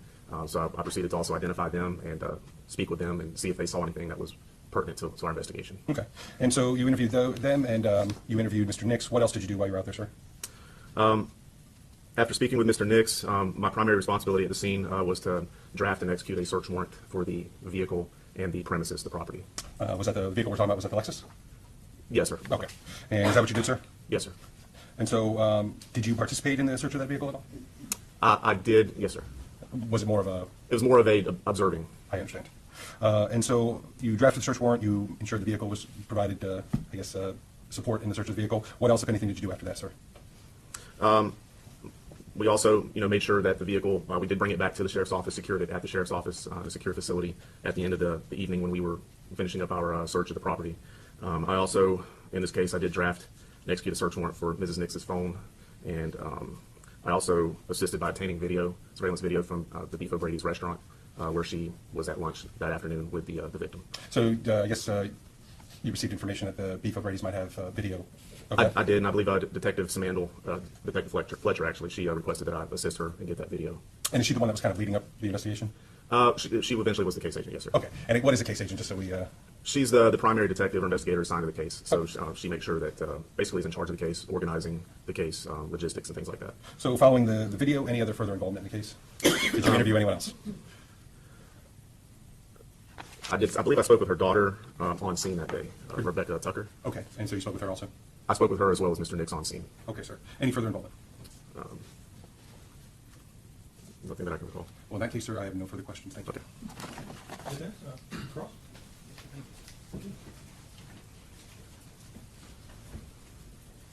Good afternoon. Yeah. You indicated you talked to Mr. Nix at the scene? Yes, sir. And what was his state of mind? As far as me personally characterizing his state of mind, he seemed to be in shock. Okay. And you indicated that you drafted a search warrant for, I think, the vehicle as well as the phone? Yes, sir. Okay. Was Mr. Nix cooperative with you? Yes, sir. Okay. And did you ever talk with Mrs. Nix? I don't have any recollection of speaking with Mrs. Nix in any substantive manner. Was she at the scene? Yes, sir. Okay. Do you know if she was cooperative with law enforcement? From everything that I've observed throughout this case, she was cooperative. Okay. And you didn't ask either one of them for permission to search the vehicle as opposed to getting a search warrant? I did not. Okay. Is that for, say, safety reasons or just being extra careful? In a situation like that, we'll always get a search warrant. Because of the nature of the case? Because of the nature of the case, Okay. yes, sir. And would that also apply to the search of the phone? Yes, sir. Okay, even though they were cooperative with you? Yes, sir. Okay. Let me see. You wrote a fairly long report. None of the people on the roof noticed anything out of the ordinary? They had been working on the roof all afternoon. They had not really been paying attention to anything going on the ground. They did not have anything pertinent to provide to the case. Thank you. Dave, where you at? Were you director on? IT free lead? Yes, sir. All right, thank you, Greg. What's the pleasure, you agree to lead? I'm sorry, yes, sir. All right, thank you, Detective, you're free to go, your relation is again. Thank you. And before the state calls next witness, Your Honor, we have a sidebar, please. So, someone. Your Honor, Yes, please, go ahead. Thank you. please state your name for the record. Kim Pfeiffer, And how are you employed? detective at the Hardy County Sheriff's Office. And if you could please speak up a little bit. Oh, sorry. No problem. And how long have you been at the Hardy County Sheriff's Office? Just shy of 23 years. What are your current duties? I'm a detective and crime scene. Well, I want to focus on the second part. What do you mean? What is crime scene? Whenever there is a crime, then they will call out crime scene to come and process the scene. So what types of things, when you say process, I think we have a good understanding, but I just want to be clear. What do you mean by process?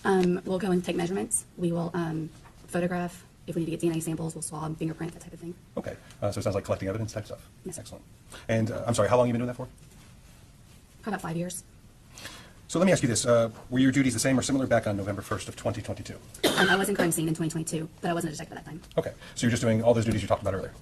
Is that more of a supportive role for the detectives and the other officers, or? At times, yes. Okay. Well, let me ask you why you're here today. On November 1st of 2022, did you become involved in the death investigation of Uriel Shock? Yes, I did. How did you become involved? I was requested to respond to Kaysen Road to process the crime scene.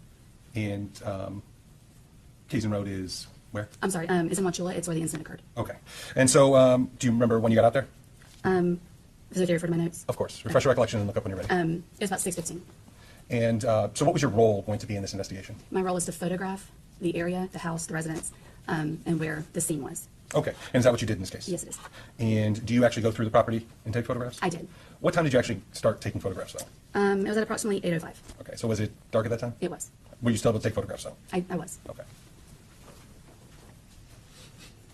I'm showing you what's been pre-marked as States Exhibit 9 through 27. Okay? What I would like you to do is we're going to take this one at a time. Right? So if you would first grab States Exhibit number 9, please. They are in order, Your Honor, yes. Yes, Your Honor. And the label will be on the back on each photo. Do you recognize States Exhibit number 9? I do. What is that? This is the address, the mailbox, And for the residents. what was the purpose of taking that photograph? to show where we were at, the numerical. Your Honor, at this time, State would seek to enter States Exhibit number 9. Defense? No objection, Your Honor. Admit without objection. And the State would like to publish as we admit each one. Absolutely. Thank you, Your Honor.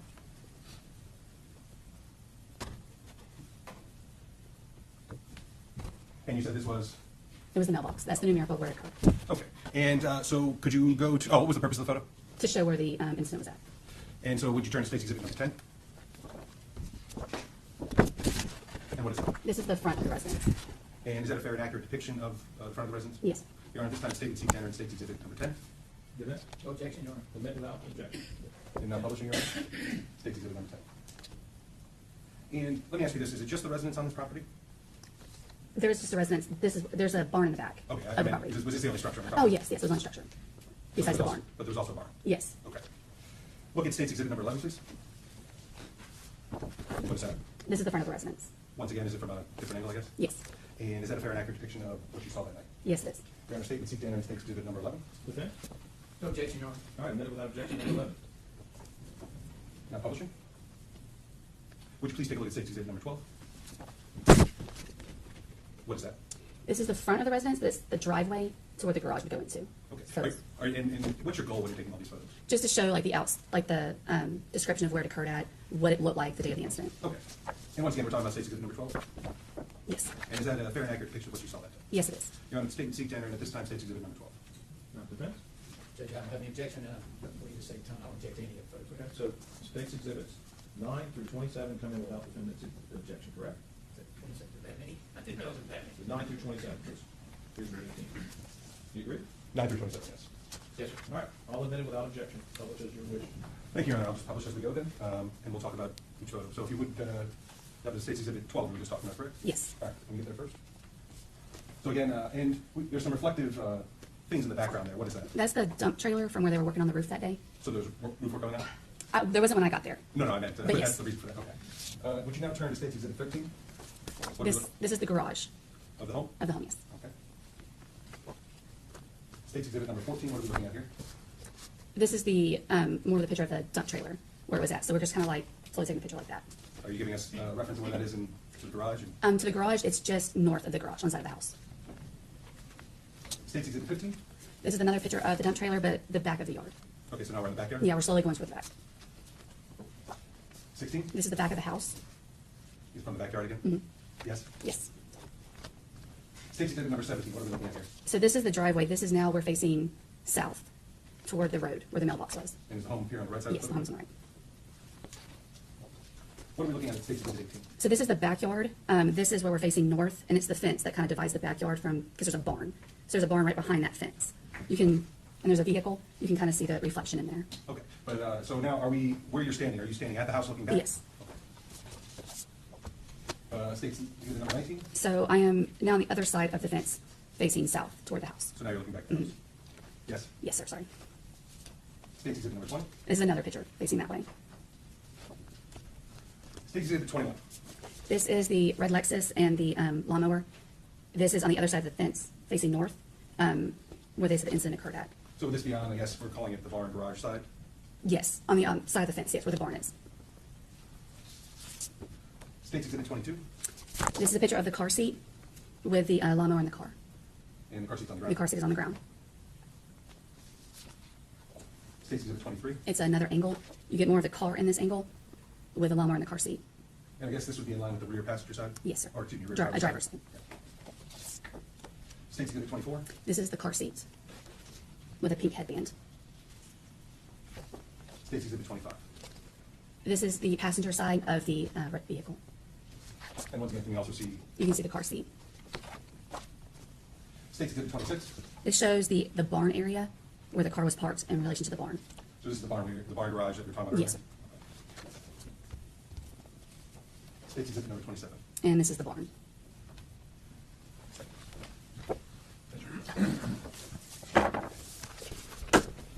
Is Your Honor with him? Thank you.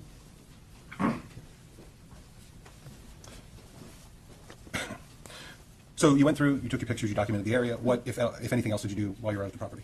We took measurements from the barn to the vehicle. Okay, go ahead. Do you want me to refer to the, no, okay. All we do is just from the barn, from the north side or southeast side of the barn, we took measurements from that corner to the front passenger side tire and to the back passenger side tire, from the north and the south piece of the barn. And what's the purpose? Let me ask you this. Is this standard procedure to take measurements when you're at a scene? It is. It's standard procedure. Was there any reason to believe that these measurements were used in the investigation in any way? No, sir. But is it something that you would do regardless? We would still do it, yes, just in case we needed to reenact the scene. Okay. Anything else that you did in this case while you were there? No, sir. Did you retrieve any evidence?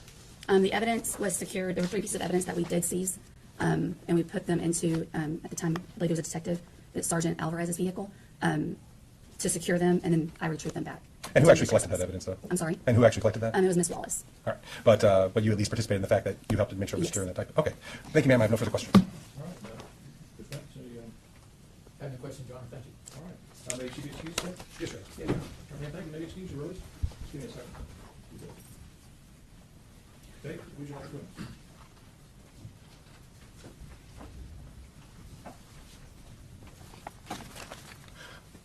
May I proceed? Yes, sir. Go ahead, Mr. Conlon.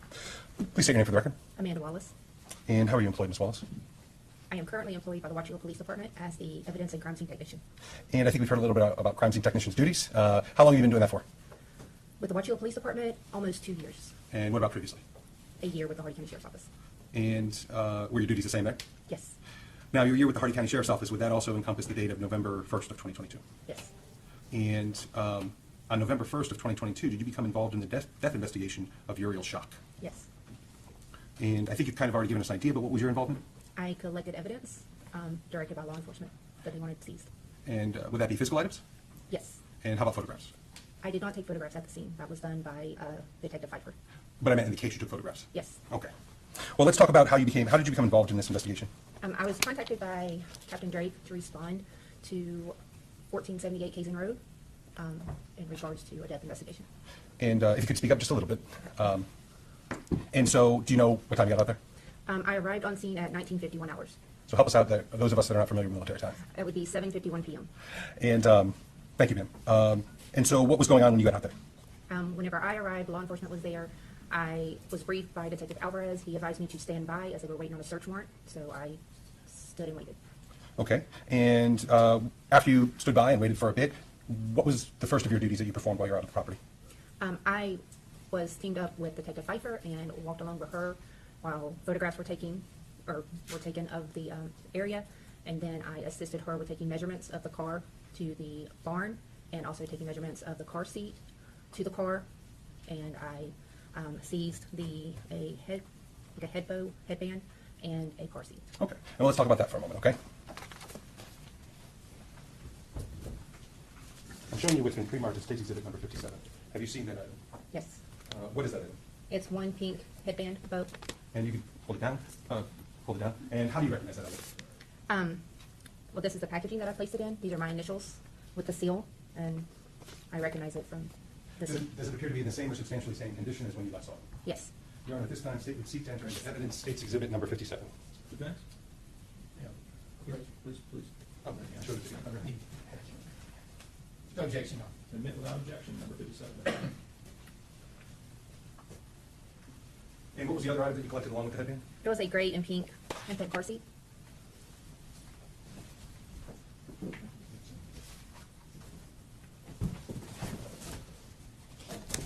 I'm showing you it's been pre-marked as State's Exhibit number 58, and I may need the assistance because we're not allowed to have. Right. Scissors or not?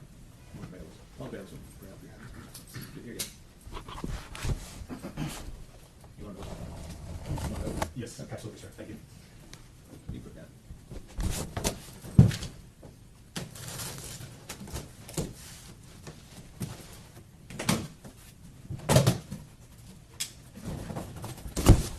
And you may have to stand, and that's perfectly okay.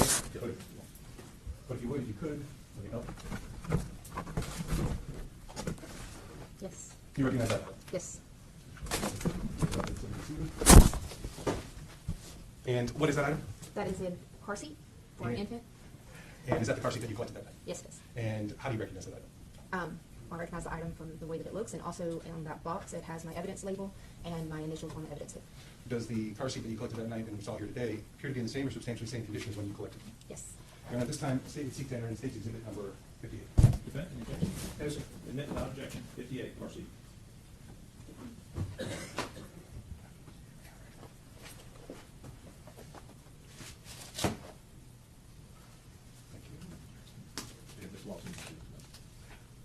Was there a volunteer for this loss? And briefly, Your Honor, if you'll indulge me, I'll publish it to the jury. Take your time. I will note that the previous exhibit is packaged in plastic. It will be easily viewed. You need that this time, I'll bear it right to you.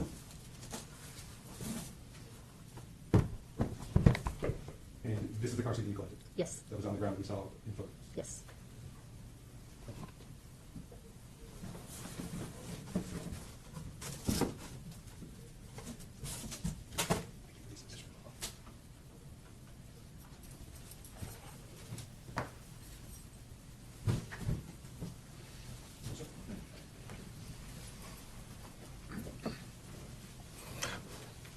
And so what did you do with these items?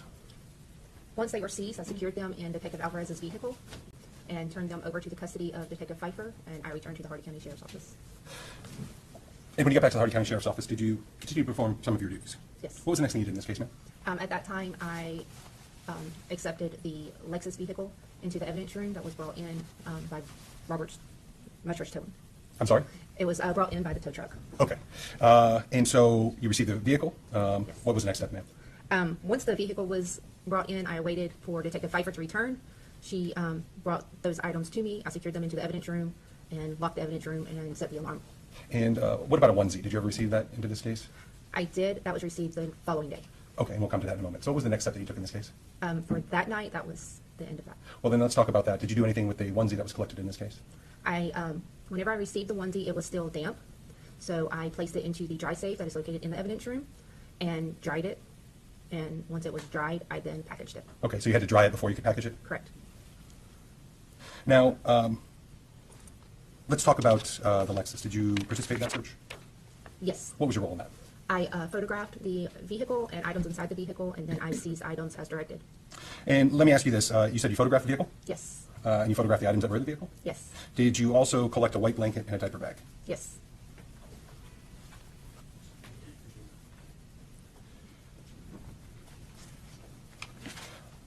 Let's start out with the photos. I'm presenting to you items that have been pre-marked States Exhibits 28 through 45. Okay? We're going to take them one at a time. If you look, they're labeled on the back. Okay? Please look at States Exhibit 28. What is that? This is a red, maroon in color Lexus SUV. And is that the vehicle that was searched? Yes. And is that a fair and accurate depiction of that vehicle? Yes. Your Honor, at this time, State would seek to enter into evidence States Exhibit 28. Defense? No objection. Admit without objection. Now, publisher. Yes, please, publish 28. Please look at States Exhibit 29. What is that? This is the rear seat of the maroon and colored Lexus. Does that fairly and accurately depict what you saw that day? Yes. Your Honor, State would seek to enter in States Exhibit 29. No, I didn't understand what you said yet. This is the rear seat to the Lexus vehicle. No objection. All right, admit without objection, number 29, please publish. Publisher. Now, in this photograph, what do we see here on the floor on the driver's rear passenger side? That is the diaper bag and blanket that were seized. So the diaper bag would be this dark item with, it looks like some type of tassel hanging down from it? Correct. And then the white blanket would be on top of that? Yes. Please look at State Exhibit number 30. What is that item? This is also another photograph of the blanket and diaper bag. Is that a fair and accurate depiction of what you saw that day? Yes. Your Honor, this time State would seek to enter in State Exhibit number 30. Defense? No objection. All right, admit without objection. Publishing. And I guess this is more of a, how would you describe this view? It's a more close-up view, and I was directly next to the seat. Okay. Would you look at State Exhibit 31? What is that a photo of? This is a photograph of the rear seat from the front driver's side view. And is that fairly accurately depict what you observed that day? Yes. Your Honor, State would seek to enter in State Exhibit 31. Defense, any objection? No, Your Honor. Admit without objection, 31. Now publishing 31? Please. What was the purpose of this photograph? I believe it was just to be able to show the view of the rear seat, that there was nothing on the rear passenger seat. And so, from the photographer's position, where would this be? I was standing directly beside the driver's seat.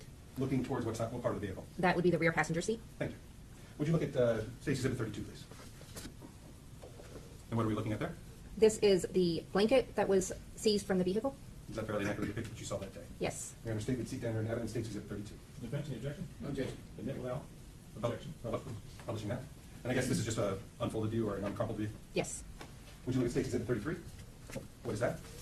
This is a photograph of the gray diaper bag that was located in the vehicle. Is that fairly accurately depict what you saw that day? Yes.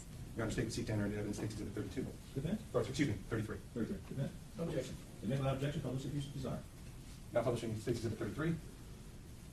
And now this is outside the vehicle? Yes. And what's on the side of the diaper bag there? That is a baby bottle. Please look at State Exhibit 34. What is that? This is the diaper bag again with the top zipper unzipped, and you can see items inside the diaper bag. Was that fairly accurately depict what you saw inside of that day? Yes. Your Honor, State would seek to enter in evidence State Exhibit 34. Defense? No objection. Admit without objection, publish if you desire. Now publishing 34. And I guess what you're saying is how was this closed? It was zipped closed. Okay, and are we unzipped here? Yes. And what type of items are we looking at? There is there was multiple items inside there. In this photograph, you can see, I believe that is a baby diaper, and the top of maybe some wipes. So we're looking at baby-related type things? Yes. Okay. Would you look at State Exhibit 35, please? What are you looking at there? It's a photograph of two baby bottles that were located in the diaper bag, and one of them still had milk or formula in them. Is that fair and accurate to depict what you saw that day? Yes. Your Honor, the State would seek to enter in evidence State Exhibit 35. Defense? No objection. Admit without objection, publish as you desire. Now publish it. I guess there are 2 bottles there. Yes. Please look at safety exhibit 36. What are you looking at there? It is a more open view of the main compartment to the diaper bag, and you can see miscellaneous baby items. Is it a better view than the one we saw earlier? Yes. Is it fairly accurately depict what you saw, ma'am? Yes. State and seek to enter in evidence, safety exhibit 36. Defense?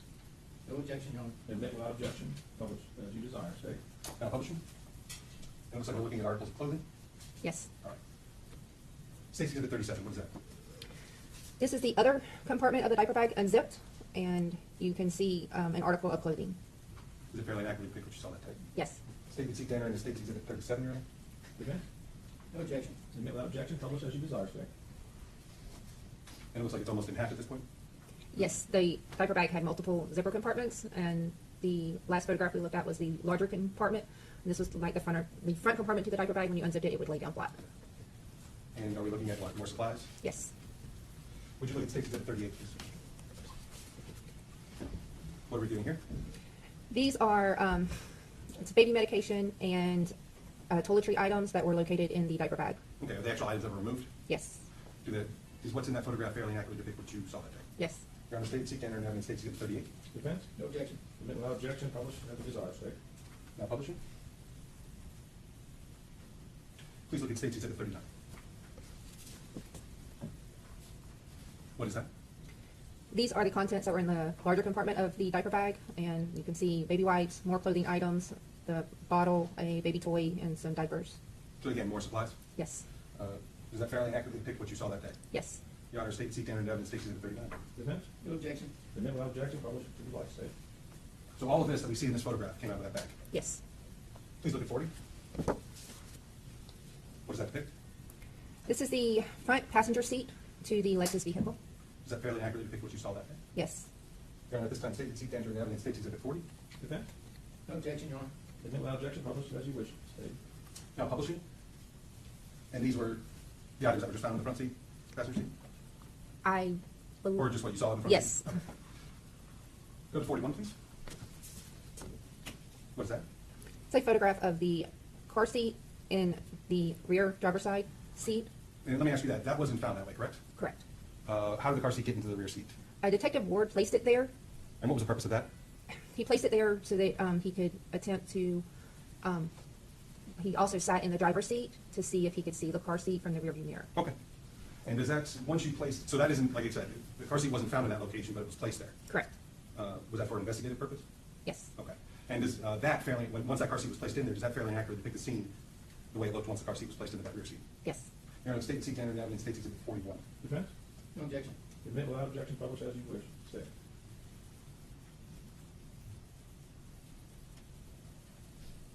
And so it's clear, this is the driver's side Yes.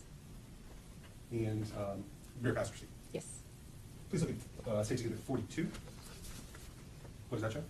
It's just another photograph of the car seat with the diaper bag in it. With a different angle? Yes. And does that fairly accurately depict what you saw? Yes. Your Honor, state and seek to enter in evidence, state exhibit 42. Defense? No objection. All right, admit without objection, publish as you wish. State. And where would you be standing as far as the car is concerned when you took this photograph? I was standing just outside of when the car door opens, on the rear passenger seat. Please look at state exhibit 43. What is that? This is a photograph from the front passenger view of the car seat and the rear driver's side seat. And does that fairly accurately depict what you saw that day? Yes. Your Honor, state and seek to enter in evidence, state exhibit 43. Defense? Can the witness repeat? Yeah, please repeat, ma'am. This is a photograph from the front passenger side seat of the rear driver's side seat of the car seat. Thank you. No objection. All right, admit without objection, publish as you wish. State. Now publishing. State 43. And from these photos, is that the handle to that? Is the car seat rather close to the driver's seat? I am. You know how many Did times not I've measure, started to but cook it was something on my within stove, close proximity. Okay. and then I go, ooh, I'm going to go check something in my office really quick, and then 30 minutes later I come in and the smoke This is a detectors photograph are all of the blaring. rear seat. That from happens to the me all the time. Rearview mirror. Like It's 5 taken from times the a front year. seat of the rearview mirror, looking into the back seat. Does that fairly accurately depict what you saw when you took the photograph? Yes. Your Honor, state and seek to enter in evidence, state exhibit 44. Defense? No objection. Admit without objection, publish as you wish. State. Now publishing 44. And I believe you should have one more photo of that. Correct. Would you please look at State Exhibit 45, and what does that show? It's just another photograph of the rear seat from the, or of the rearview mirror looking at the rearview seat. Or when I'm Yes. done cooking, I leave the stove on and I go do something else. This time, state would seek down and in State Exhibit 45. Okay. All right, well, publish as you wish. Okay. Not published.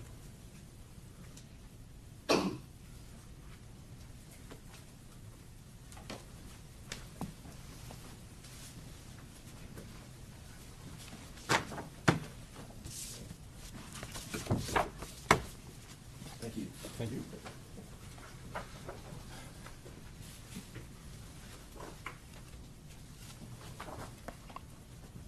So besides photographing, you did collect some items also? Yes, I did. What were those again? I collected the small white blanket. You must have missed what I and said. the gray diaper bag. Okay. And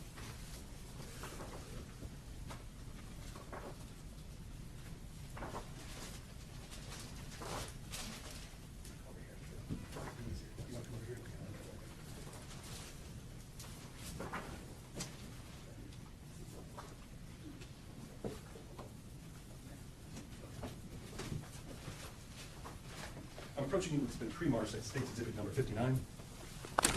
Could you please look at that?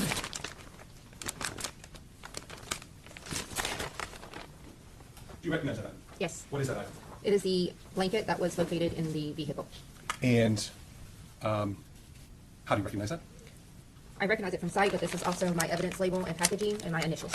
Does it appear to be in the same or substantially same condition as when you collected it, ma'am? Yes. Your Honor, at this time, State would seek to enter into evidence States 50. You do anything but think outside the box, Karen. Trust me. Okay, well, Gary, just very briefly. One question? This blanket that's in front of you now, is that the same blanket that you took photographs of? Yes. No objection, Your Honor. Present without objection, publish as you wish.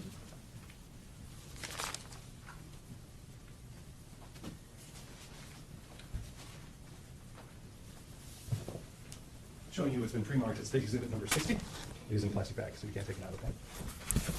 Please take a look at that item. If you stand up, please do so.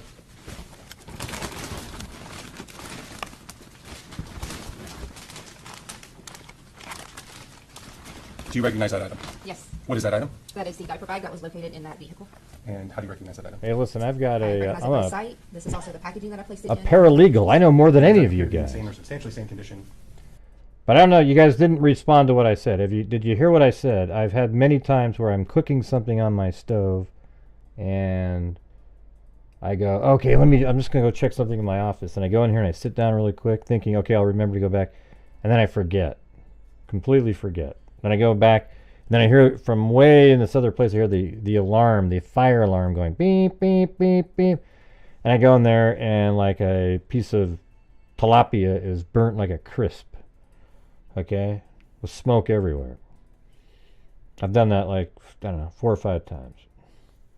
And then sometimes I'll take the food off the stove and then it keeps, like I forget to turn the stove off. Hello? Anybody there?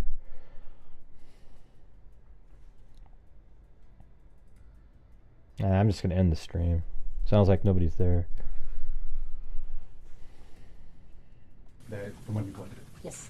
Your Honor, at this time, State would seek to enter into evidence States Exhibit 60. Briefly, are the contents of the diaper bag or just the diaper bag? I'm on live chat. The contents are in the diaper bag. Are in there? Yes. The ones that come through all these photographs with it? Yes. No objection. All right, the minutes are without objection. Yeah, now you are, but nobody responded the first time I mentioned that. And now this is the second time. It's like I just want to have a conversation, you know? Other than that, ma'am, did you perform any more of can your do a duties as brick far as this wall. case was concerned? I downloaded the photographs and submitted them into evidence. Other than, it sounds more of an administrative thing. Other than that, anything else? No, sir. Thank you, ma'am. I have no further questions. Okay. Understand? Cross? Yes. No, it is a And you had- confession because it's a distraction. All the items you photographed, you actually had Something over that here. you know that's Sir. important. You had the that should actual be doing, items You're over here distracted, of- and of those you photos, completely one of the forget items about what depicted you're in those doing. photos. It's absolutely the Yes. same thing, just on a smaller scale. When you took those photos, can you tell us about what time of day it was? It was approximately, the search warrant began at approximately 2:16 p.m. and I seized the diaper bag and the blanket at approximately 2:55 p.m. Okay, of what day? of November 4th. November 4th. Okay, and this incident occurred when? I'm sorry, The incident we're here about, what day did it occur? November 1st. Okay, so it was 3 days later. Correct. All right, so you don't know where any of these items were, we'll say at the time that all this happened. Those items were located in the vehicle. The vehicle came into the evidence room on November 1st, and the evidence room was secured. When did you first observe these items?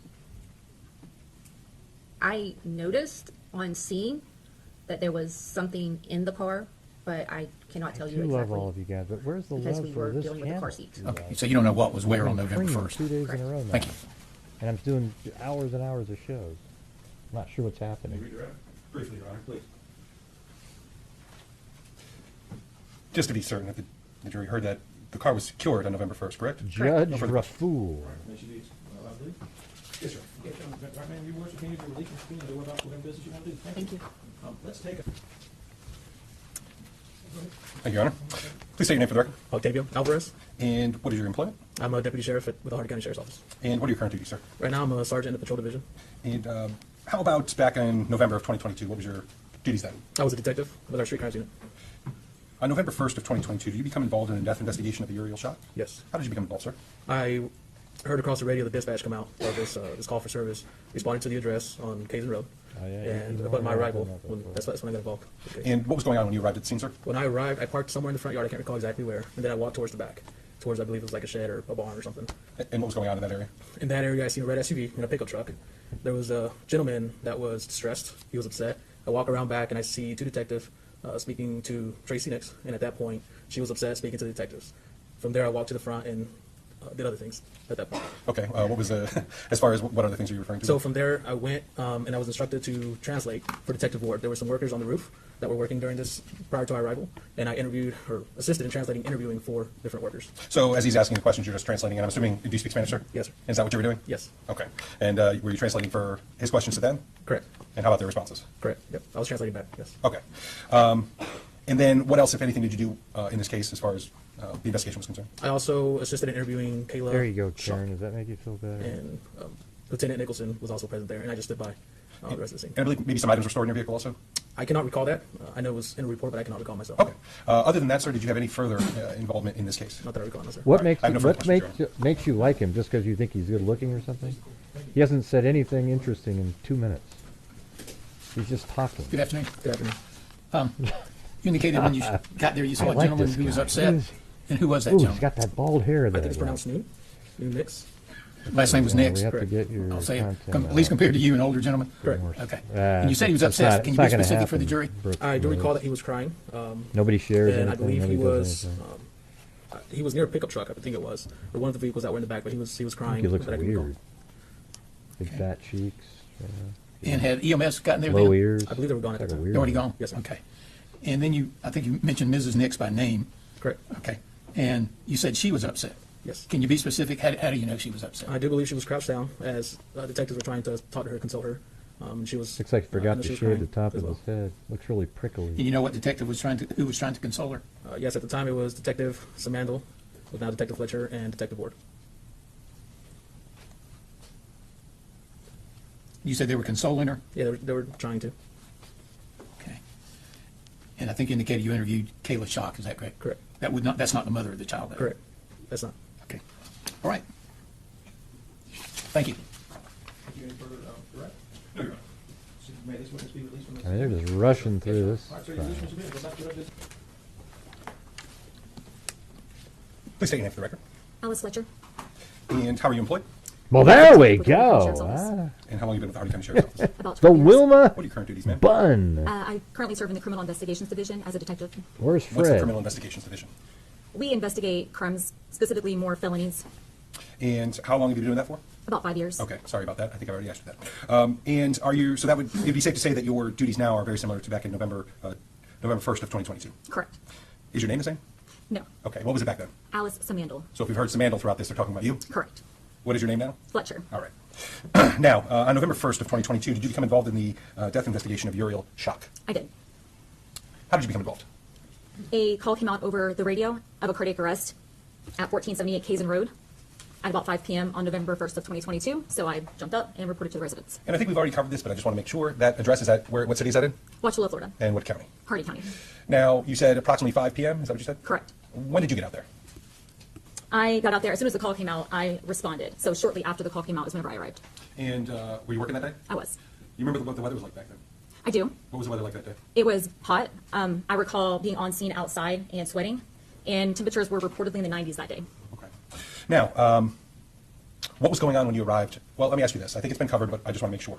Do you know whose property that was that you went out to?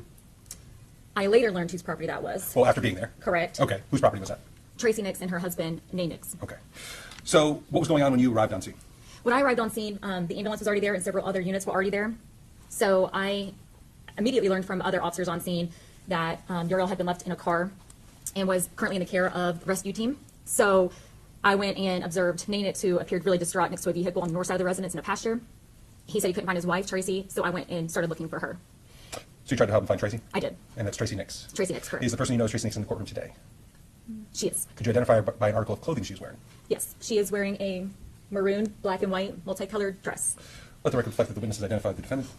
The record so reflects. Now, let me ask you this. At the Hardy County Sheriff's Office, you're issued, I guess, various equipment, correct? Correct. Is there a certain type of equipment that you were wearing that day that might have captured some of the events you're telling us about? Yes. What is that? Body-worn camera. And what is that? I think pretty much everyone knows what it is this day and age, but what is that? It's a small box that we wear on our uniform, and when we interact with the public, we activate it. It has voice as well as visual recording properties to it. We typically leave that activated through our interactions with the public, and then we later submit those for evidence, just for record keeping. Okay. And did you have that on this day? I did. When you were just describing the scene that you walked in on, did your camera catch what you were talking about? It did. Now, you said you were trying to help Mr. Nix try to locate the defendant, Tracey Nix. Is that correct? Correct. Can we pick up from there? Correct. Were you able to locate her? We were. Okay. And where was she? She was located on the west side of the barn, which is on the north side of the property, north of the residence. And I think we've heard a little bit about the property, but there's a house and also what else on this property? Like a barn. All right. And so she was behind that? Yes. And did you speak with her? I did. Is the exchange that you had with her also captured on that body-worn camera? It is. Rather than go through what the nature of that discussion is, let's take a look at that, okay?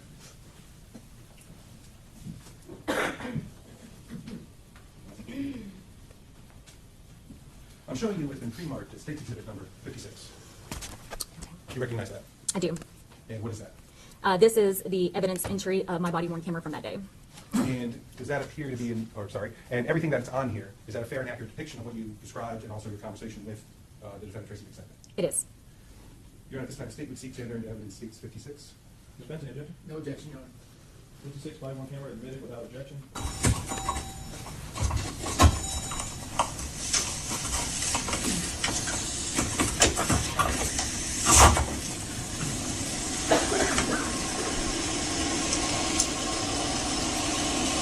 RDS-1. I got mine on. Is the ambulance already here? Where they got them? I don't know. Oh, they're in the backpack though. Well, what's right here?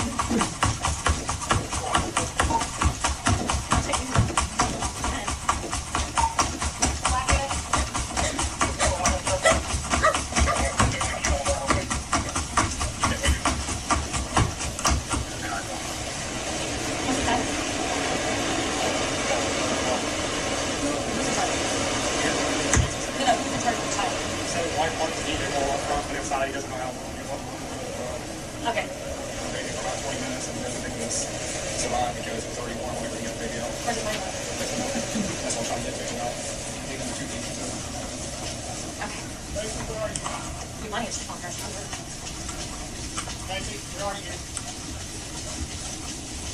Is that her name, sir? Tracey. Tracey. Do you know where she could be? No, I have no idea she was here. We need to find her. Name's Tracey. We need to find Tracey. She's somewhere.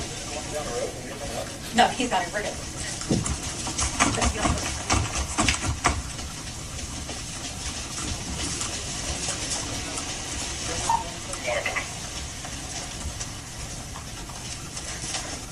Tracey, do you have any idea maybe how long it's been? It's been up to 2 hours. I forgot my hammer. I took her out to lunch with some friends. And when I got back, I don't know even what I had on my phone, but I didn't get her on the car, and I didn't think about it again until I was getting ready to get my other grandson and take him out to dinner. And all of a sudden, I understand. Okay.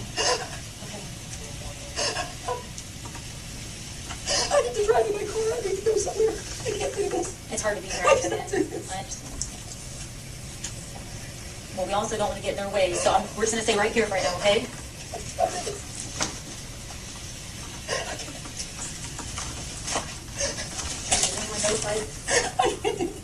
I don't want to be here when she comes. I can't do this. Okay. I'm going to get in my car. I need to just go somewhere. Well, Unless you're going to arrest me. I need to get a statement from you, though, okay? Are you okay to do a statement? Yes. Do you want to go back to the sheriff's office and sit with me? Would that be better? I can't let you drive like this. I cannot stay here. Do you want to get in my car? I cannot stay here. I have to go. So is that okay? If you get in my car and just go with me? I don't want to face anyone. Okay. I can't face my daughter. I can't do it. I cannot do it. I know. Could you imagine? Could you imagine having to face your daughter after you did that? Especially the second time, like another I time. need to get in my car and go somewhere. If you need to take a statement, do it now.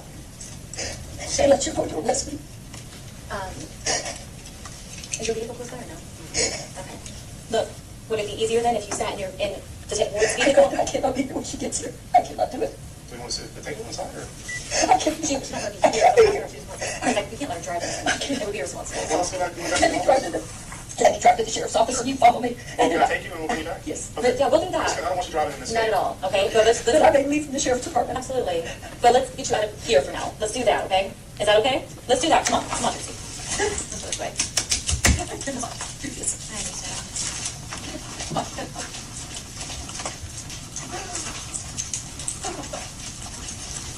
I've got to be gone before they come. I've got to be gone before they come. Yeah. Tracy, are you okay to walk to the front or can Here's my car right there, the red one. I cannot do this. Tracy, Please drive. Take my car. I don't want to. I can't drive your car, Tracy. We're gonna leave your car, okay? I don't want to come back here. Stay right here with me. I don't want to come back I here. get that, but I'm not your husband. No, I don't want to come back here. Okay. I mean, I'm serious about getting in my car and going somewhere. Okay, yeah, do that. Okay, so for right this second, I got to be gone when she comes. I cannot be here. I got you. Okay, I'm gonna have Ward take you, all right? We will figure something out with your vehicle. Don't worry about that right now. Right now, let's worry about getting you out here safely. Take care of what we gotta take care of, okay? Okay, you can't go on your vehicle, buddy. You can't go in the vehicle.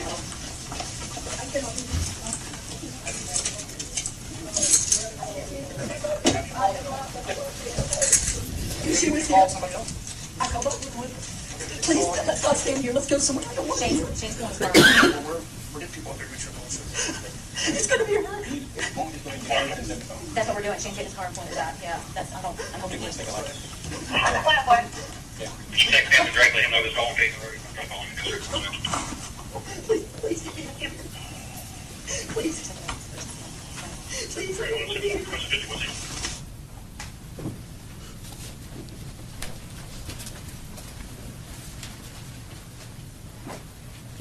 Citizen Clearing Function, State Unit 56. All right, thank you. Your Honor, the card is present briefly, please. Without the court warrant? I believe court order. All right, court order.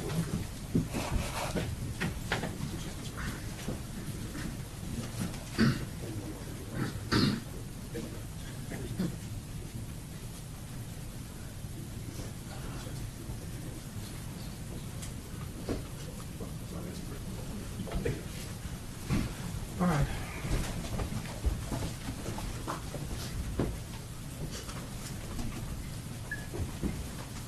All right, members of the jury, you have heard and are about to hear more recordings. The court instructs you that the recordings, both of them, have been edited to eliminate irrelevant portions that would not add to your understanding of the case. The fact that the recording has been edited should not concern you in any way and must not impact the way you view and or hear and consider this evidence. Understand? All right, thank you. All right, Mr. Coleman, please proceed. Thank you, Your Honor. Now, Detective, we just watched your body cam footage. I believe that was what you were talking about with the jury just before that, right? Correct. Now, there was some discussion that Ms. Nix had with you regarding arrest. Was she arrested on that property? No. So at any time did you tell her she was under arrest while she was there? No.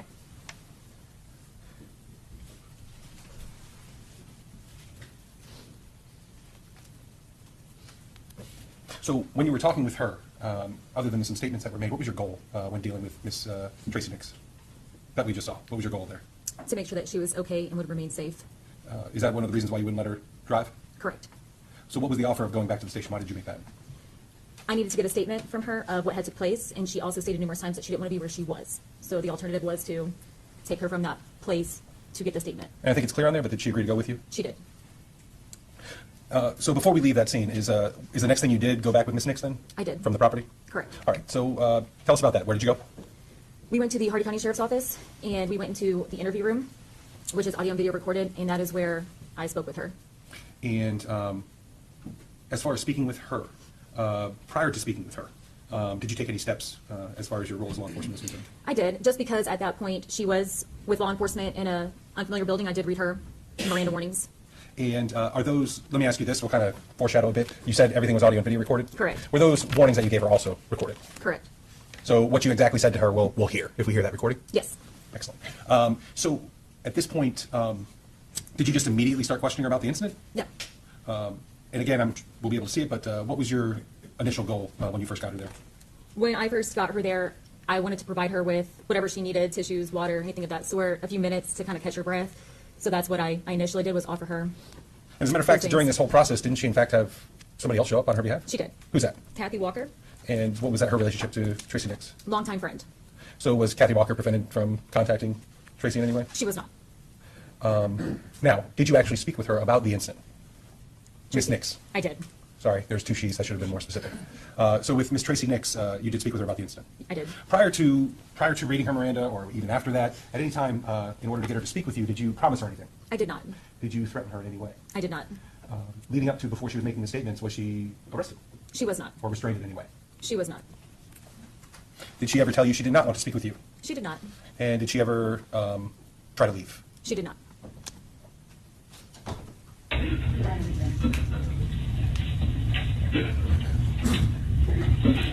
there anything I can get you? Okay, let me grab you for the, let me put you on for privacy, okay?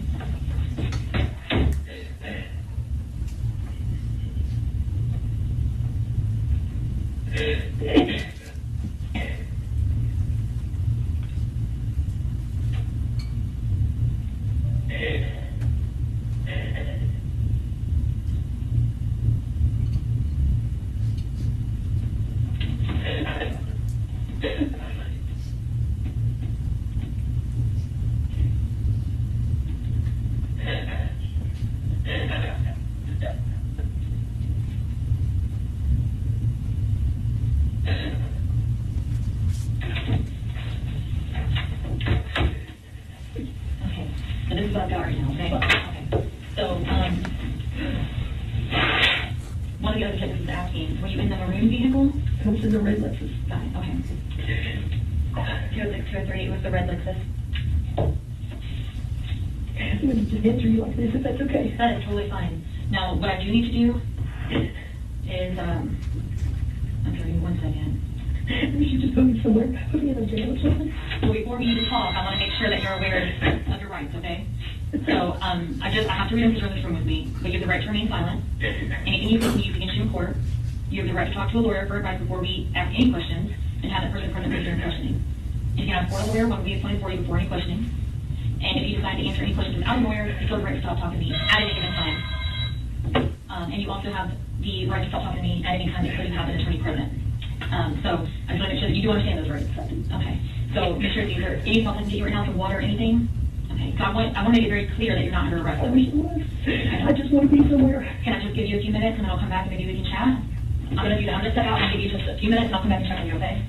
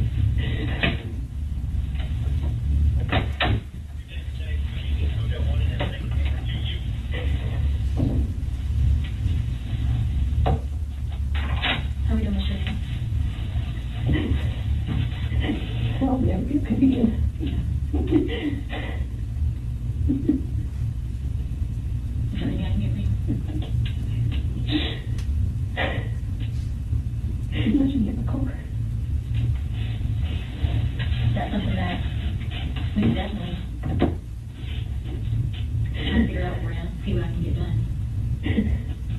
Can I stay here?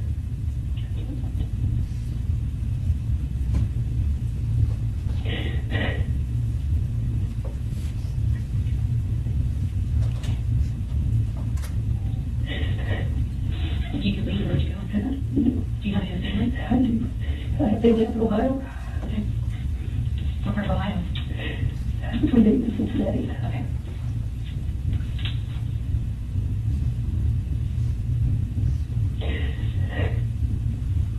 I cannot. I just cannot. And then I was responsible. I just cannot do it. Do you keep her child often? Last week I had her 4 days out of 5, but typically I just had her once or twice a week. I actually found my original article in a folder. Like this one right here is from March 27, 2023. Tracey Nix was practicing the piano while her infant granddaughter, let's see, 65 years old, told the detective that after she drove home from lunch with friends, she just forgot about 7-month-old Uriel. Uriel's mother, Kayla Nix, had gone to get her hair done. It wasn't until one of Tracey's grandsons arrived. This is in my old folders. The complaint affidavit said that all of a sudden it came across her head that Ariel had been in the SUV. See, that was the trigger that reminded her. Tracey's former school principal, Ariel's death has prompted her parents Kayla and Drew shocked to share their family's story with ABC Action News I-Team. To think of the last moments of her life as the moment is gut-wrenching. It's really difficult to know that my mom's the one that, broke his heart. My mom. Yeah, so broke her husband's heart. Kayla and Drew grew up in Washula, a small town in Hardy County with a population less than 5,000. This was the plan. We were going to have 3 kids, and you know what I mean. That was our goal, Drew told I-Team. It's really difficult to know that my mom is the one that broke his heart. Kayla said her son's story has gotten lost in her daughter's. Uriel's 16-month-old brother Ezra also died while he was at his grandmother Tracey's home. He drowned in a nearby pond. Drew got the call from Kayla's father 3 days before Christmas in 2021. He goes, "Something happened to Ezra," Drew said, who then called Kayla. She said she rushed to her parents' home as fast as she could, driving 85 miles an hour. I could see the helicopter landing. Kayla, who was 6 months pregnant at the time, that's with Uriel, was in a head-on crash with another driver. Jesus. All of my airbags went off. I don't remember how I got out. So the mother, when she was rushing home, got in a huge car accident. That was because of her desperation. They withheld information from me per my request, per my doctor's advice, that any information that would work me up or make me emotionally distressed would be harmful to my unborn child, Kayla said. And I knew in that moment, as much as I loved him, that she was a real life, and she was coming. And I don't know what that means. And it would be wrong of me. Oh yeah, so the son was dead, but she needed to do what she needed to do to keep her daughter alive, Uriel, that was inside of her. There wasn't a moment to get a grip of the death of my son before there was the life of my daughter. And how beautiful is that? Her name is Uriel, and it's a Hebrew name, and it means God is my light. And she came out so small. Kayla and Drew had never seen the incident report detailing how Ezra drowned the afternoon his grandmother Tracey fell asleep. A detective wrote that a complaint affidavit for the child neglect would be filed and forwarded to the state attorney's office for further review. Kayla said it wasn't until charges were filed against her mother in the death of her daughter Uriel that she learned they had attempted to file charges in her son's death. So here's that whole document right here, the 2021.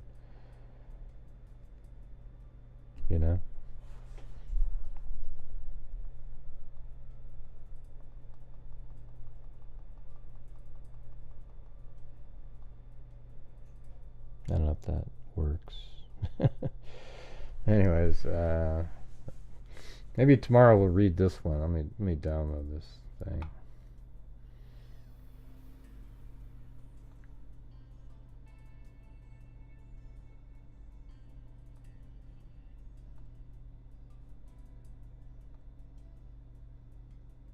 Your document has started. Okay, I gotta wait.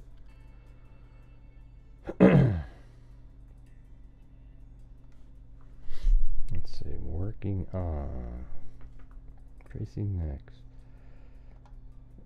All right, so yeah, so this is the this was the when we covered this about a year and a half ago.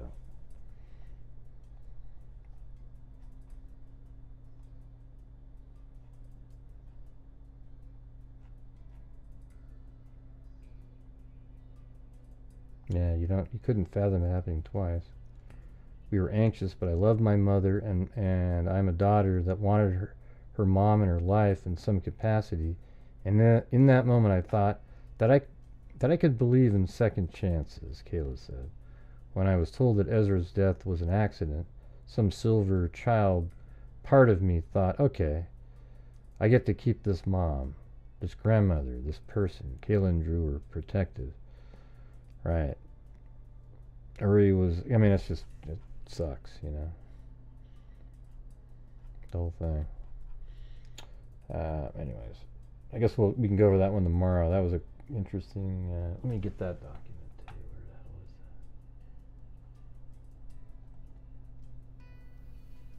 that? Maybe I'll just read the whole thing tomorrow again.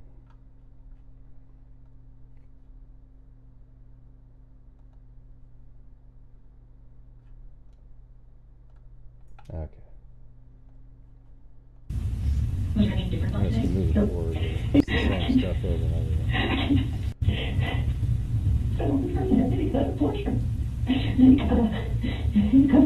Yeah, the first one was deemed an accident. Because it was. You know, it's totally different.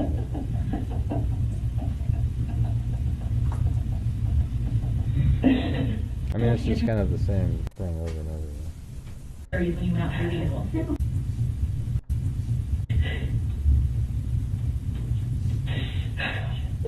I cannot do this.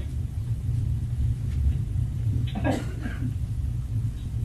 don't know, it's going to move it towards the end. About to come. Okay. I'm not gonna take you home. About to come, and then I called her and she didn't answer, and I texted Aiden and asked him, I threw a phone on this. Texted Aiden and asked him how far away they were. I was just seeing the patient. I was ready to this home. Yes, I understand.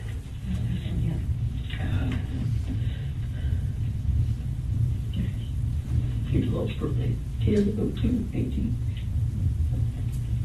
And then go to my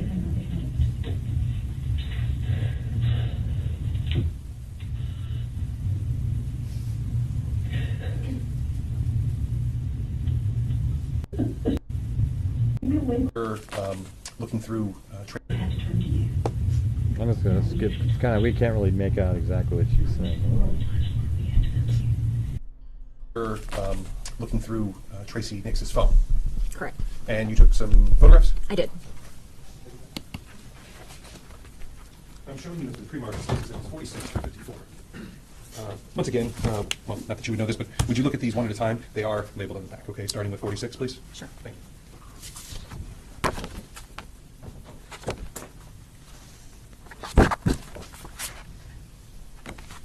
Do you recognize stakes exhibit 46? Yeah? I do.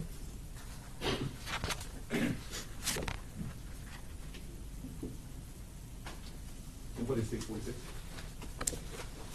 It's a screenshot of Kayla's contact within the defendant's phone.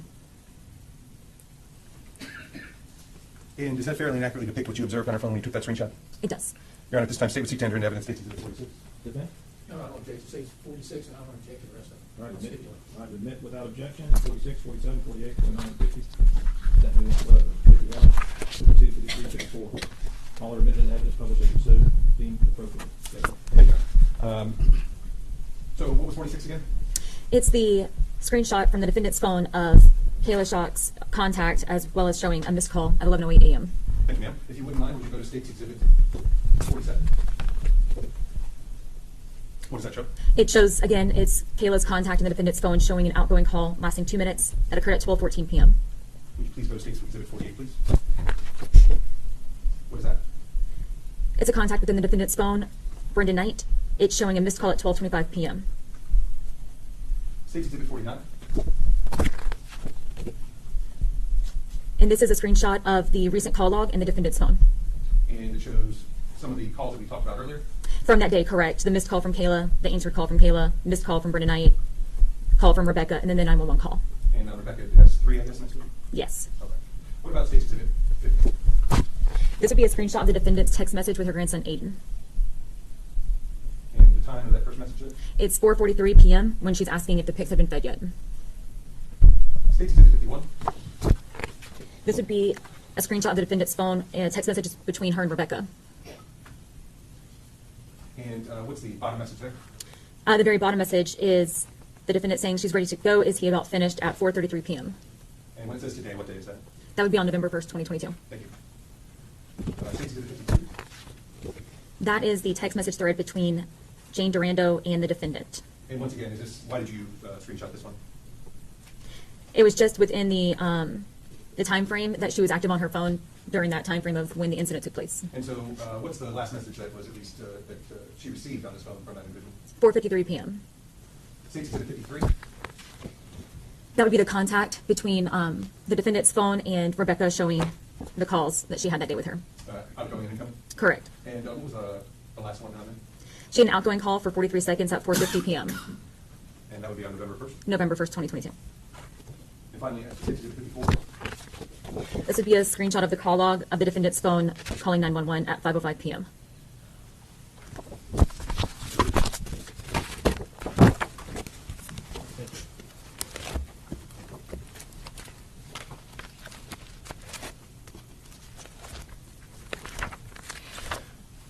So after finishing your interview with her, what was the next step that you did in this case, ma'am? I briefly spoke with Kathy Walker privately. And is that the individual that we saw on the video? Correct. After speaking with her, did you speak with anyone else? I then reported to Beef O'Brady's. Okay, what was the purpose of that? I reported to Beef O'Brady's to see if I could obtain video footage of the events that had taken place earlier in the day with Tracey Nix. Beef O'Brady's. And were you able to discover if there was a video? I did discover a video. And was that taken in evidence eventually at one point? It was. Following, speaking of the Beef O'Brady's, how long have you been with the Hardy Sheriff's Office again? About 12 years. Are you rather familiar with Wauchula? I am. How far is the Beef O'Brady's from the defendant's house? Approximately between 3.5 and 4 miles, depending upon route. Sure. Average amount of time? In between 7 to 9 minutes.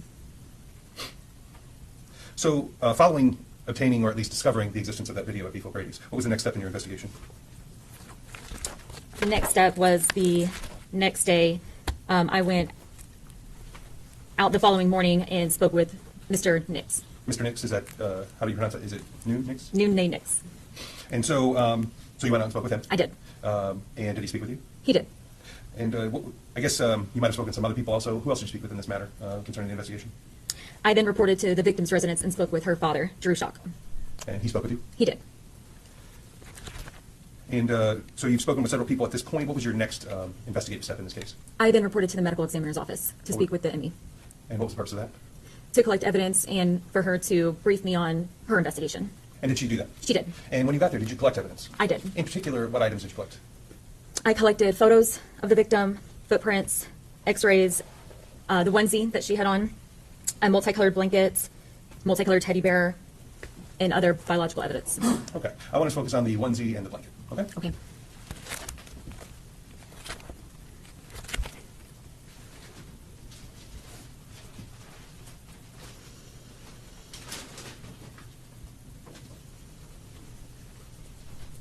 Good night, Jessica Schubach. I'm showing you the pre-marked to State's Exhibit 61 and 62. Okay. Only 2 more minutes. And we'll talk about 61 first. Okay? Okay. Just to let you know. You good to proceed? Yes, sir. Do you recognize State's Exhibit 61? Actually, I do. 3 What minutes is and 61? 56. It is the multicolored maroon floral onesie that the victim was wearing. And how do you recognize that? Whenever I picked it up from the medical examiner's office and photographed it. And on the packaging also, do you have some demarcation on it? I do. It shows that I was the seizing agent of this from the medical examiner's office. And does that appear to be in the same, substantially same condition as when you collected it? It is. State's Exhibit 61? Yeah. Okay. All right, admit without objection, whichever you see fit. Okay. Yes, Your Honor. And if you would, turning to State's Exhibit 62, what is that item? It's going to be a multicolored crochet blanket. And how do you recognize that item? I did seize this item also from the medical examiner's office, and I did collect it and seize it according to the label. And does that appear to be in the same or substantially same condition as when you collected it? It is. Your Honor, statement seek tender and evidence 62. 62. Yeah. Okay. Admit without objection, state public as you see fit. Yes, Your Honor. I'm sorry, I'll go ahead and initial. Yes, sir.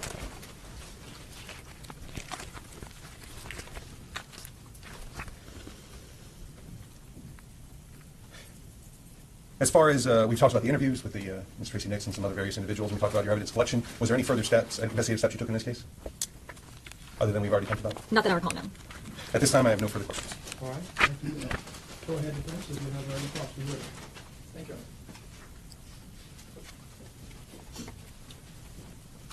you. Good afternoon. Good afternoon. This first question is for your benefit. We're no kin, are we? No, sir. Okay. Did your investigation reveal that Uriel passed away shortly after being left in the car? Correct. And in your interview with Tracey Nix, did she indicate that she had had the child, Uriel, 4 days the week before? She did.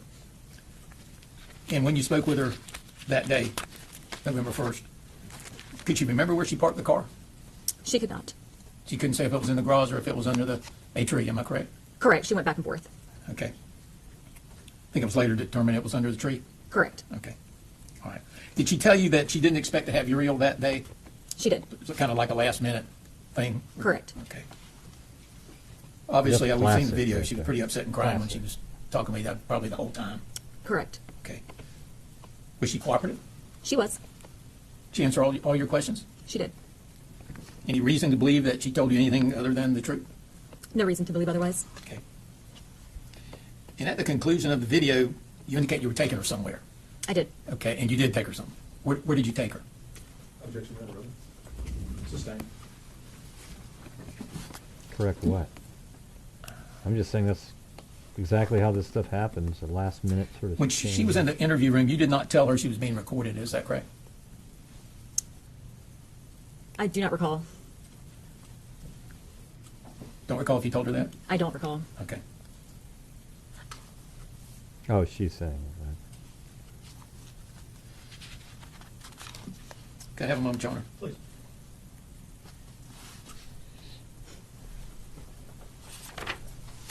That's all I have. Thank you. All right, thank you very much. All right, Mr. Coleman, any redirect? No, Your Honor. All right, no redirect. May she be excused and released from her subpoena? Yes, Your Honor. Defense, you agree? You do agree, defense? Yes. All right. Detective Fletcher, have a nice. Well, that's it, everybody. I guess we'll see you guys tomorrow. Man, just a horrendous, I mean, just a long day. Thanks, Camden, Sandy Shirley, Camden, Jim Long, Scott gifted a membership. Hey, look at that. And then Scott, and then Pozo, and Kevin Callahan. All right. Thanks, everybody. I'm just going to end the stream. I don't have any time for the music.